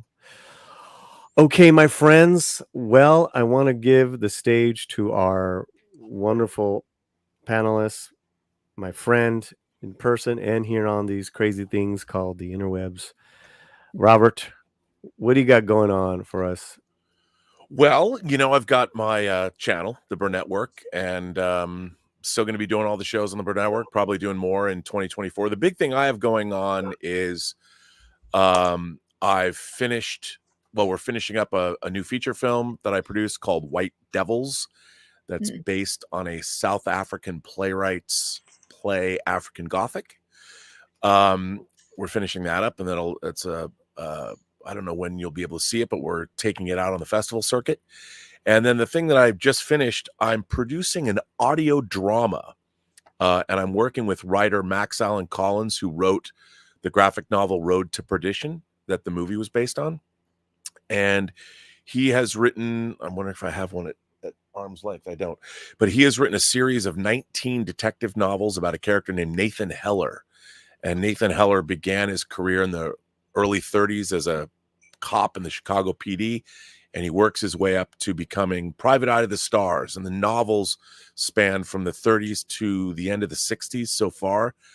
And the audio drama, we're going to adapt the first 2 books that deals with the assassination of Chicago Mayor Cermak. That's a true story. And the books themselves are always surrounding real historical events, and then this fictional character gets peripherally involved through various cases and things. But the audio drama that I'm going to be doing stars Todd Stashwick, who people saw as the Deacon on 12 Monkeys, or Captain Liam Shaw on Picard, Star Trek Picard season 3. And we've already done a proof of concept, a 12-minute proof of concept of the audio drama. And I've been telling people it's like a movie, but without pictures. And we're going to crowdfund it soon into the new year. So you'll be able to hear the proof of concept and find out more about that. And I'm very excited about that, because the proof of concept came out, I think came out really well. You'll all have to be the judge of that. Far be it for me to say that, but as always, I'd like to be judged on the work that we do. Incredible channel, guys. If you're just finding out about R&B, just subscribe now and check out all his wonderful stuff. Thank you, my brother, for being here. It was a lot of fun, man. It was a lot of fun. I have one more question for you guys before we do the. And I can't wait to go watch Struggle's review of The Color Purple. Oh, Dude, that review yesterday was wild. And speaking of wild, what you got going on, girl? You already know, Polly, there is an overflow of content up on the channel. Not only do I review movies, but I review throwback movies that are up through paywalls. So for $50 to $100, depending on what you are trying to purchase, I do discuss old movies.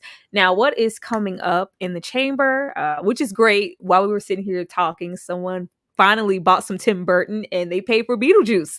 I am looking forward to talking about that. I get to dress up and be Beetlejuice. That's going to be really awesome.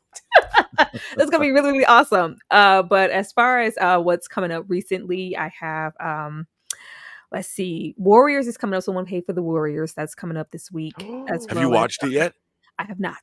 Okay, have you ever seen it? No, it's my first time. It's one of my favorite movies of all time.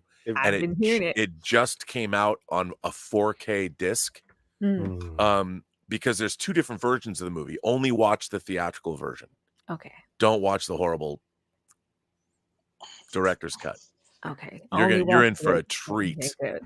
A treat. But that's coming up. Before that, Romeo Must Die is coming up, as well as Queen of the Damned. Clearly somebody loved Aaliyah. Those 2 are coming up. And The Long Kiss Goodnight. So be on the lookout for those, as well as all of the other, purchases that are coming up. But shout out to the person that paid for Beetlejuice. This is a new person. Thank you, and welcome to the Struggle Reviews Club. Wow. And I think we're talking about finally, we're going to figure out the details, but I think we're going to do a weekly live stream. Weren't we talking about that? Yes. Yeah. Thank you. I put you on the. I didn't put it on the spot. I just probably just. Oh yeah, that's right. Well, no, because I have a lot of a lot of conversations. So I'm like, if we did, no, there's only one with me. Polly. Only one with me. Oh, Anyways, okay. I'm gonna work it out. I'm gonna get this woman to commit to a weekly magazine show with me. We'll have a blast. I'll do all the homework for it. Don't worry about it. You just show up and dazzle us with your beauty and brains. How about that? I'll try. See, sold sounds good. Yeah, Sold. Production. Nice. What are you guys looking forward to for 2024 for as far as Hollywood and film? Oh gosh. That'll be the last thing. Dune 2. I have no clue. I'm looking forward to Dune 2, and I'm looking forward to Wolverine or Deadpool 3. Oh yeah, definitely looking forward. Anything here comes Beetlejuice 2, of course. There is another. I don't know. From that trailer, I'm having questions about Furiosa. I hope it's good. Jesus. I mean, there's a lot of good stuff here. Joker, Folly Do, Alien. The Kingdom of Karate the Planet of Kid. the Apes. Yeah, new Karate Kid. That's a thing. Oh, yeah. Quiet Place, Day One, new Argyle. Bad Boys. These are all pretty good. I'll watch all these. Ghostbusters? I looked at the premise for Gladiator 2. It could work. I'm looking forward to it. I just don't want them to mess up a classic. Like, we've come too far to mess that up. There is Yeah. a movie that's coming that's very like Beetlejuice adjacent that's coming out really soon, but I can't remember. It feels very Tim Burton-esque. It feels very dark, like Heathers or something, but I can't think of the title. Yeah, I mean, look at all this stuff. It's not a lot of well, I don't know. It looks like there could be some good stuff here. I don't know. We'll see. I see a lot of part 2, part 4, Yeah. like some new A stuff. lot of sequels. A lot of sequels. But, you know. What's right. if? It stands for fine, Imaginary Friend. Yeah. Oh. It's the new movie that John Krasinski directed that stars Ryan Reynolds. Yeah. Hmm. That could be good. You Joker. got Bad Boys. Yeah. Mm. And you got Argyle. So it could be some good stuff. Oh, and Maxine is coming out. If anyone's a fan of Pearl or X. Oh yeah, that's right. That's right. Yeah. Yeah. And I see believe Kingdom of the Planet of the Apes up there. I can't Oh, wait. did I just take it off? Yeah, with that. Bring it on. Yeah. We would love the collaboration. Yeah, see? There you go. It's gonna happen. It's gonna happen. Thank you, Mega. Right? Maxine. Yes, there's a Beetlejuice 2 coming out. I'm looking forward to it. It's filmed. Yeah. Completed a few weeks ago. Yep. Maxine's what I'm looking forward to. I'm looking forward to that. I loved Pearl. All right, guys, we're out of here. We are out of here. We're gonna do a hard out, okay? All right. On the count of 3, everyone say production. 1, 2, 3. Production. Yeah.